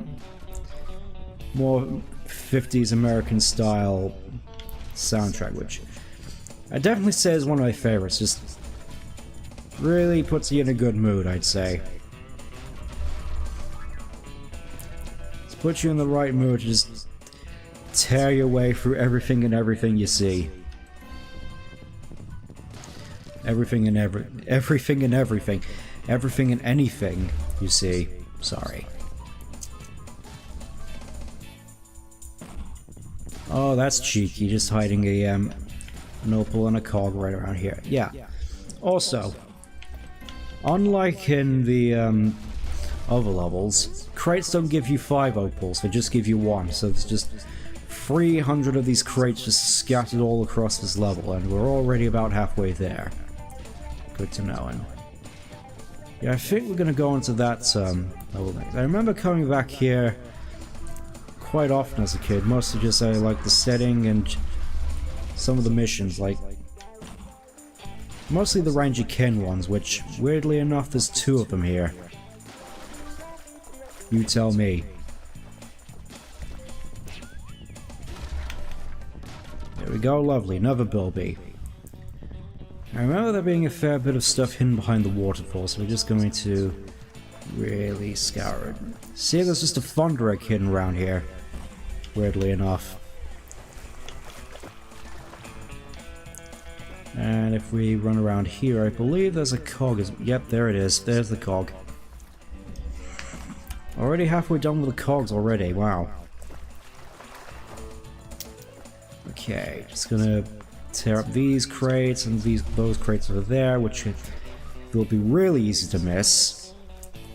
Also, this definitely has a collectible in it. Yep.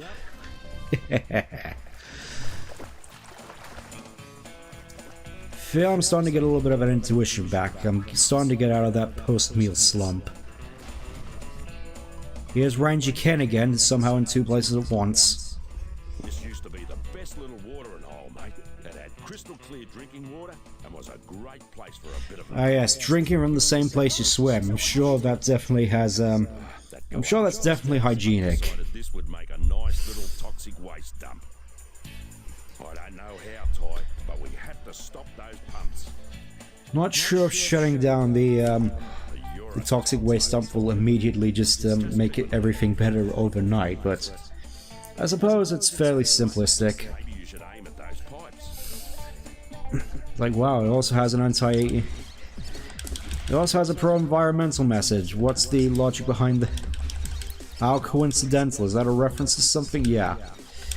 If you couldn't tell already, this series takes a lot of influences from Sonic. Including the fact of, you know, Boss Cast being so pro-industrialization. Suppose we'll just quickly get rid of those real quick. The walking cycle of these hazmat frills just amuses me a fair bit.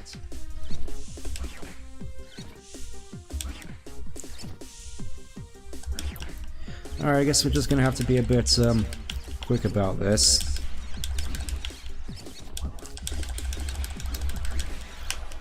Ah, there we go. On your mate, you did it. Beautiful animals.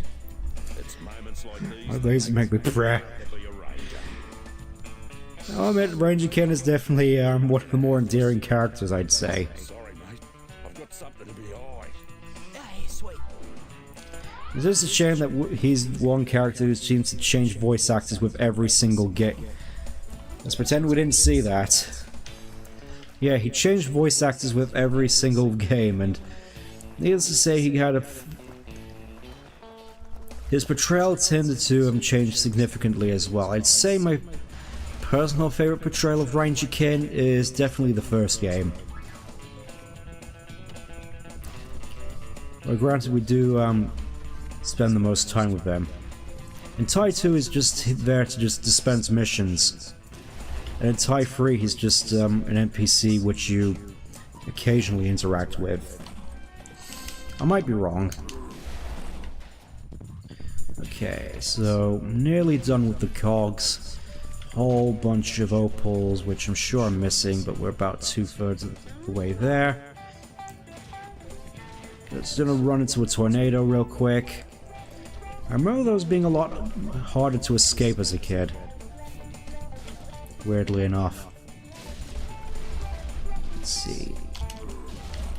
Also, yeah, bite button, you could just run headfirst into everything, but I'm pretty sure,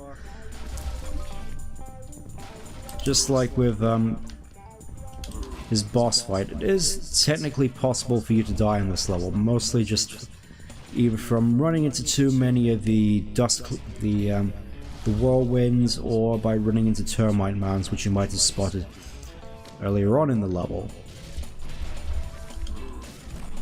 Oh yeah, there was another mission over here. We may as well do that one as well.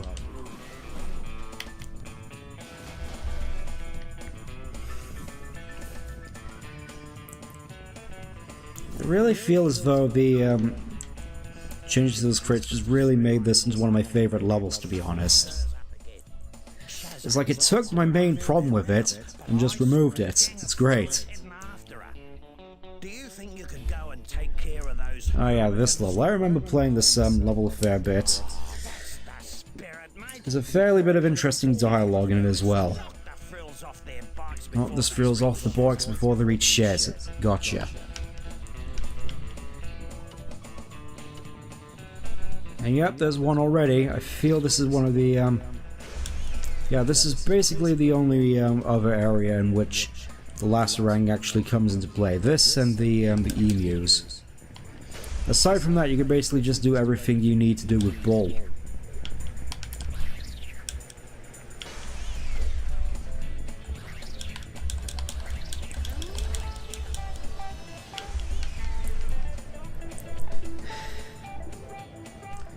Jeez, that's a lot of them.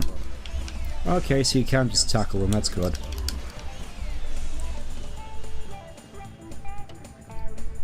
I'm not even sure where Shaz is going here, like... It'd be a thing if it was like on her way to somewhere, but it seems like she's just driving around in a circle. Okay, let me just I love how you could just bull rush your way into them. It's just so satisfying, as opposed to just trying to fiddle about with the Lacerang.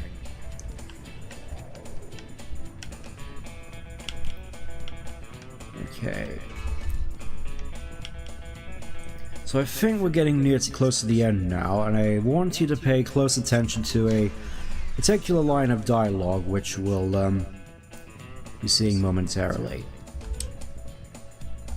See the way it's going, it's you wouldn't think it would be able to outrun Bull all of a sudden. But yeah, I think we're in the clear.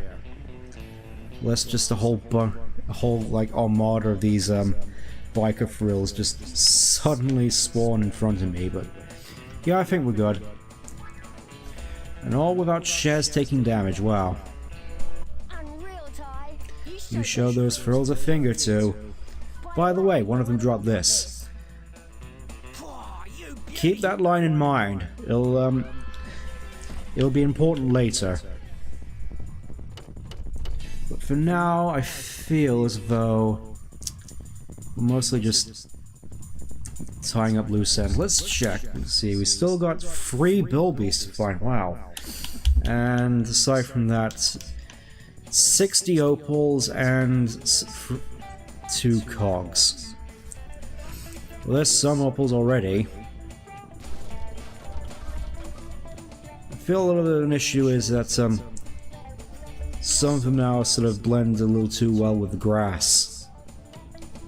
I mean, it's not as big of a problem as in the original games, but there's something to take note of. Okay, 2 more to go.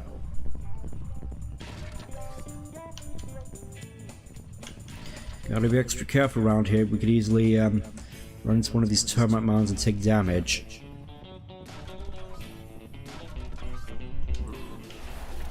There we go, just one more cog floating around here somewhere.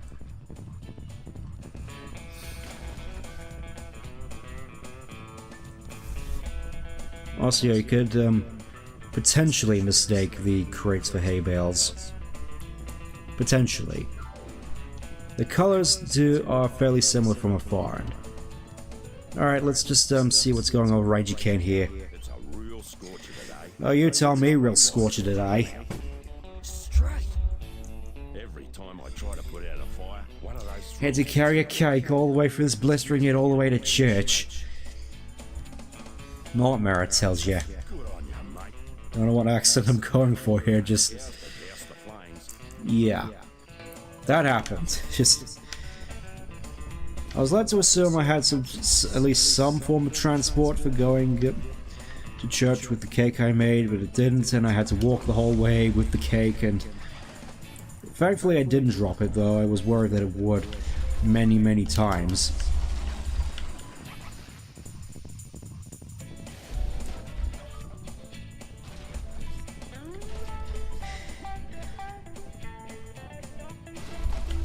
And thankfully when I got there, it hadn't disintegrated too badly, even though it's from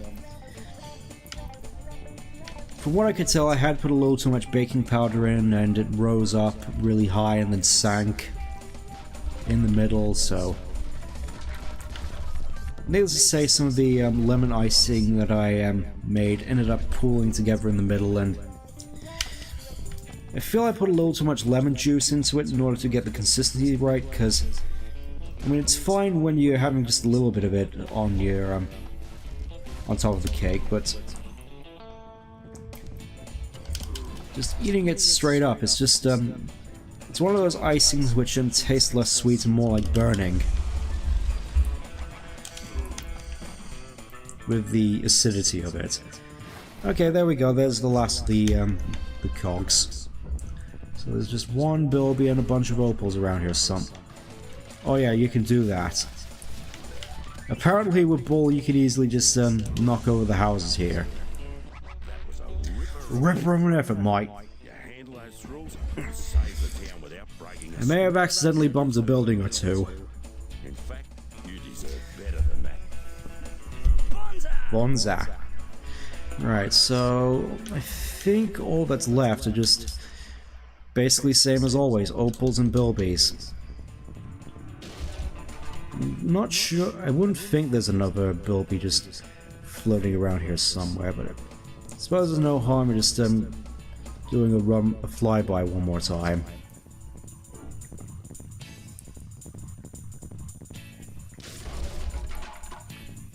Yep, seems like I've cleared out this bit of the town. And that bit, and that bit, and that bit. We're gonna have a nightmare putting all these fences back up. Alright, so just thinking, where is somewhere which I haven't gone in order to pick up opals?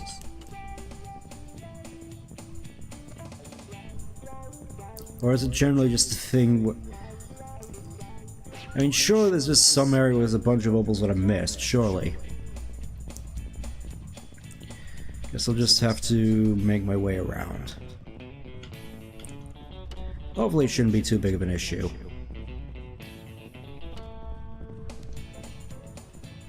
Let's see, I think I've already gone this way previously.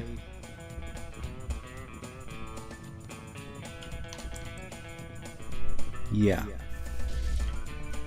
Alright, let's just go the other way.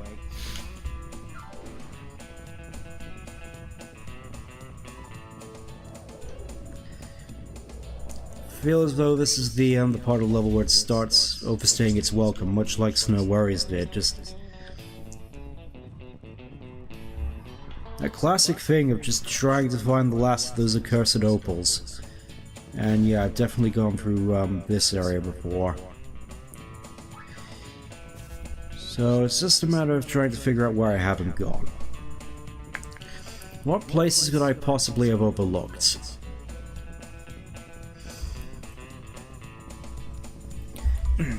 See, I've done the routes around the waterfalls. I've definitely done around here. I've definitely cleared out around the town. I suppose it's nice that the entrance is back here, even though there's no mushrooms in this level, so you can't just teleport from one side of the map to the next. Gonna have to do it the old-fashioned way.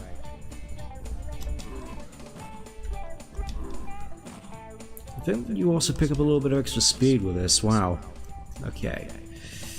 So I've done around the waterfall as well. I think there might actually be... No, there's not another route behind that. They're just sort of confined here.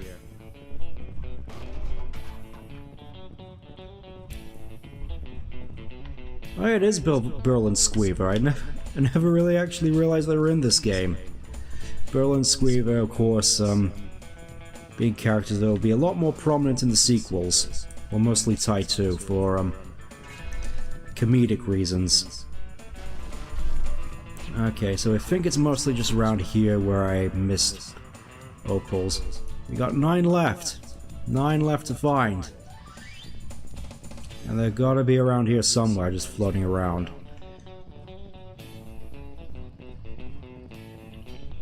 I can almost taste them.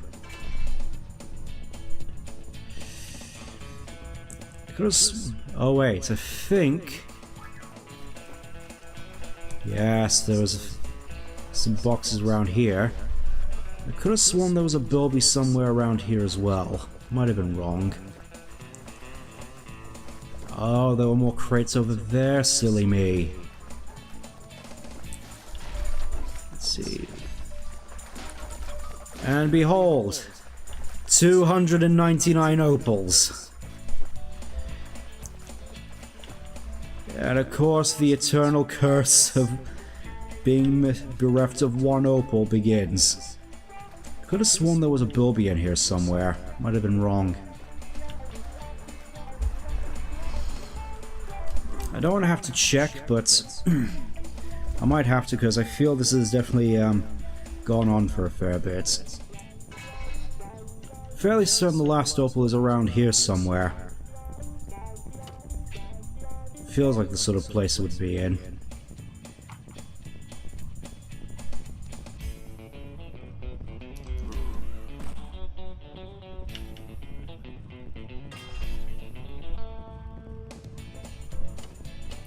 So yeah, needless to say, the whole 299 opals thing, it's definitely a recurring thing in this whole game, and let's just say I'm kind of glad the changes to opals were made in the future games. Because the way they're set up in this game, it's something which very quickly wears out its welcome, I'll just say that.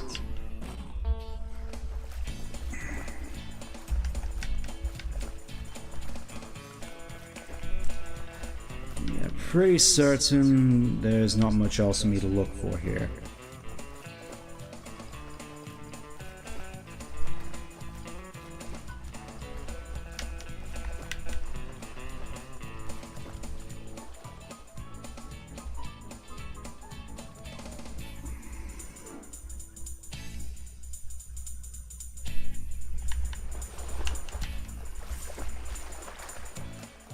It's like when I find out where it is, I'm gonna feel like a major dummy.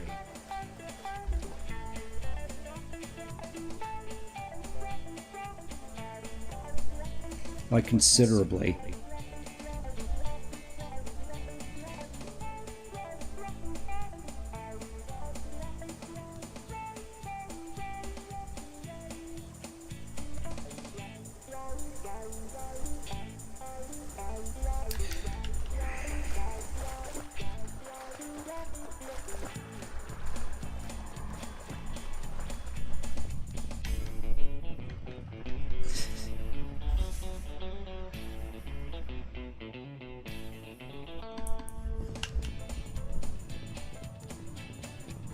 Wait, so there was one by the waterfall, wasn't there? Did I already get that one? Let me just check. Imagine if this is the one that I missed. It was the one that I missed. I was on the right track and I just missed it by a mile. God, jeez, I feel like such a dummy.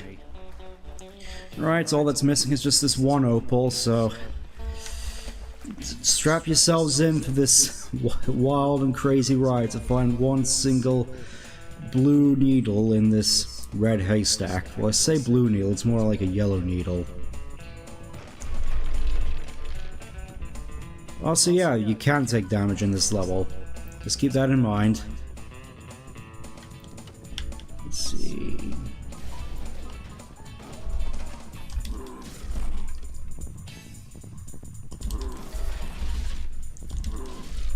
This is the point where I start second-guessing myself. You know, like, was I absolutely sure that I got all the opals here? I'm pretty certain that I did. Just thinking, where could it possibly have gone which I might have missed?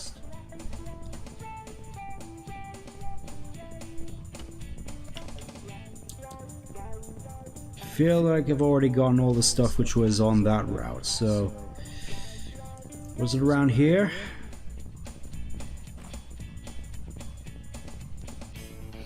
Was it around here? Was it on this this mound here?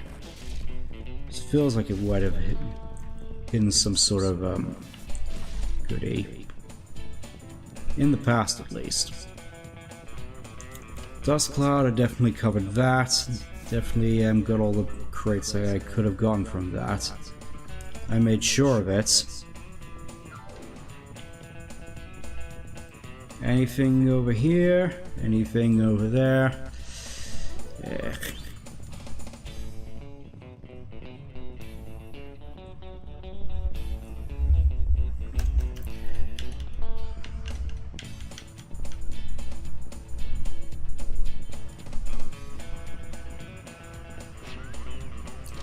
Anything behind here? No. Anything behind over there? No, no, no, no, no, no, no, no, no, no, no.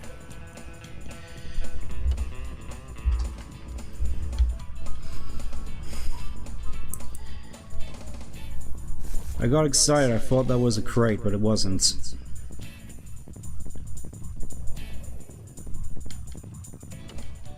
Let's see, already covered over there. May as well do a run through the thing again. See if I actually didn't miss anything. I know I got that one which was behind the waterfall, that sneaky one.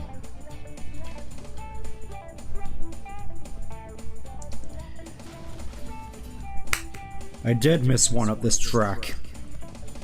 Jeez, I feel like a dum-dum. No matter, I got all the stuff. We can get out of here. And yeah, considering we don't have access to the infrarang, there are no invisible crates on this level. Because that would just be cruel. And unusual. Alright, may as well just do a big leap off of this to celebrate. Yeah! Pretty sure Bull can't take fall damage, but I don't think there's much he can fall from to take damage from in this level, to be honest. Especially considering he can't jump. Not that he'd really need to. But yeah, let's just make our way nice and easy like back to the main area. I feel it would have been easier to put the portals in the town with the bushfires. I will admit though, with the trees here, I will admit this level does look quite pretty. Even though in this heat I'm pretty sure these trees would be a bit more brown in coloration. Well yeah, that's just the trees over here. No matter, that's all the levels here done. And now, just to make things a little easier for me, I'm gonna go get the other Techno Rang since we got all the cogs. Yep. And now we just have 30 more cogs to go, meaning 3 more levels. Goody goody gumdrops.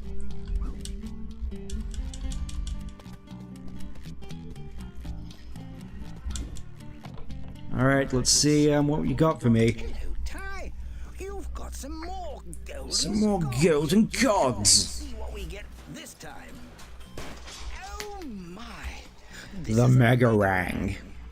When you throw it, it will automatically target every enemy around you. Quite remarkable, really. Sweet as. Sweet as. I feel this is definitely the main sort of upgrade to the multi-rang. Really, it's here where the Techno Rangs I feel really start to get good. Because I mean, the Infra Rang is good for, you know, utility, finding the invisible crates, but the Mega Rang, it basically is a way for you to easily just get rid of multiple, you know, weaker enemies. I guess in that way I can consider it sort of a side grade to the Flame Rang. Like, you know, Flame Rang's good for dealing with tougher enemies, Mega Rang's good for dealing with lots of weaker enemies, that sort of thing.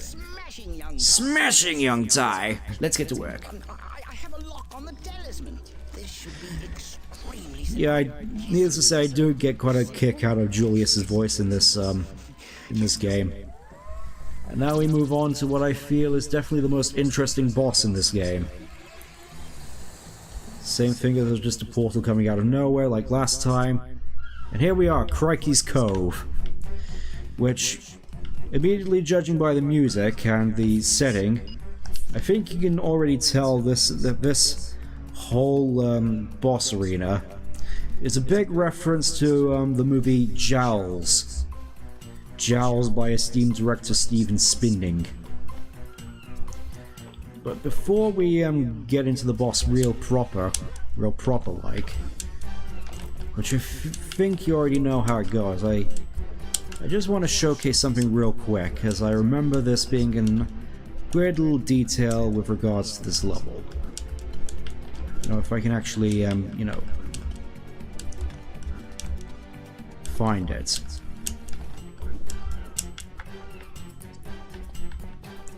I will admit I am a little nervous to actually get in there, considering, yep, there he is. There's Crikey, just sort of chilling in there, cybernetic shark. In which case, I may as well showcase how this this boss fight works. So you have these conveniently placed stalls of chum here. You just destroy them. That unleashes chum into the water. You dive down, hit these conveniently placed tanks of presumably propane minus the accessories. Climb back out of the water, and as you can see, he's just I think that's just his chum. Once he's done with his chum, he goes over to the tank. And then you just go over with your flame rung and say, "Smile, you son of a..." like that. Now, before we get into that big and proper... here's the tunnel. There's just this weird tunnel. This whole boss arena is just weirdly big. Like, you saw that beach area over there, which was just unnecessarily big, especially compared to the bull boss arena. And over here, there's just this lighthouse that you can go to with more of these tanks. And normally there'd be an extra life over here, but except there's no lives in here. There's just a pie, which you don't even need because you can easily recover health in this, because there's water. Alright, let's just quickly get this over with then.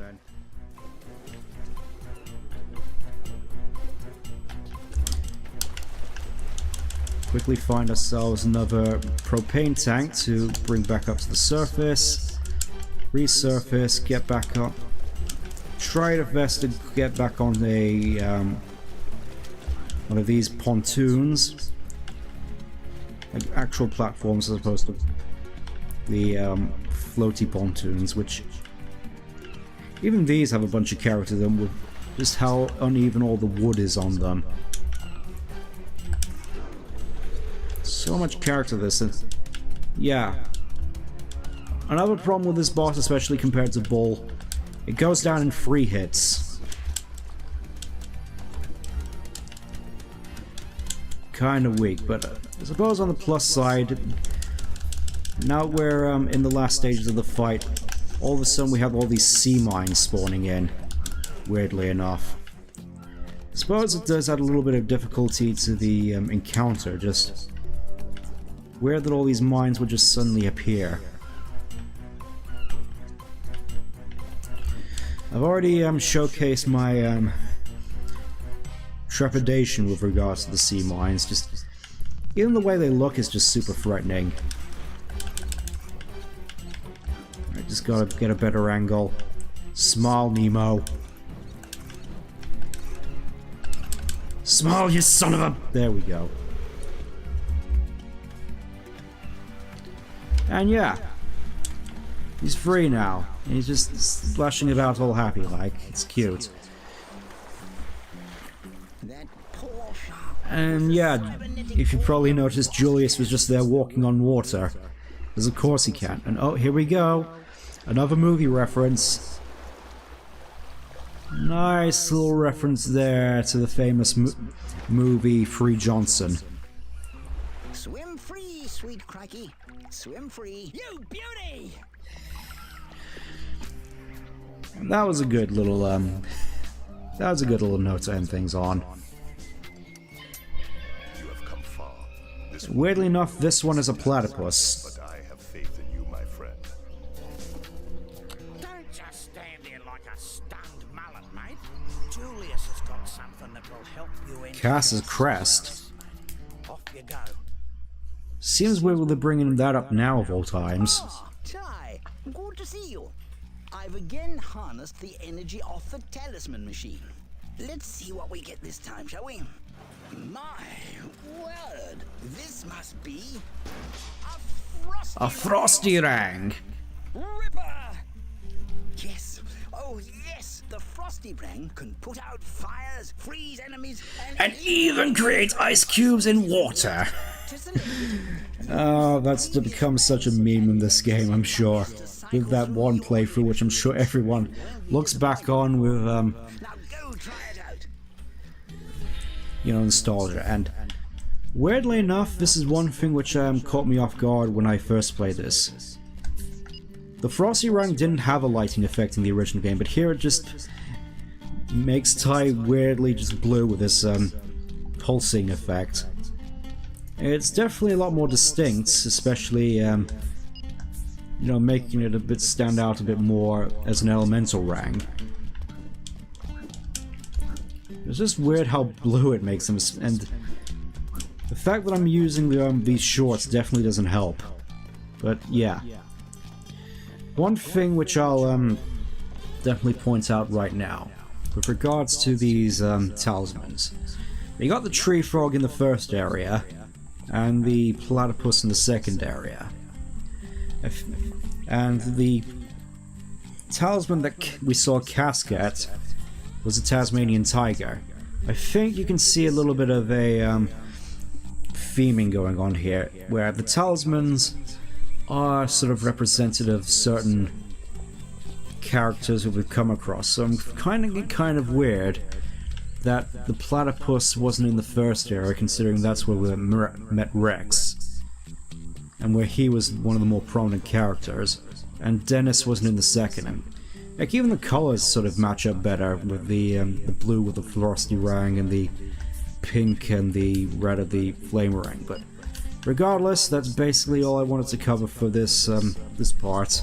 Sorry it took a little longer than I anticipated, but needless to say, some of these levels are a little bit more memorable than others. But yeah, next time we face our greatest challenge yet, with the last 3 main levels, and probably the hardest boss in the game. But until then, I'll see you then. Take care. Bye bye.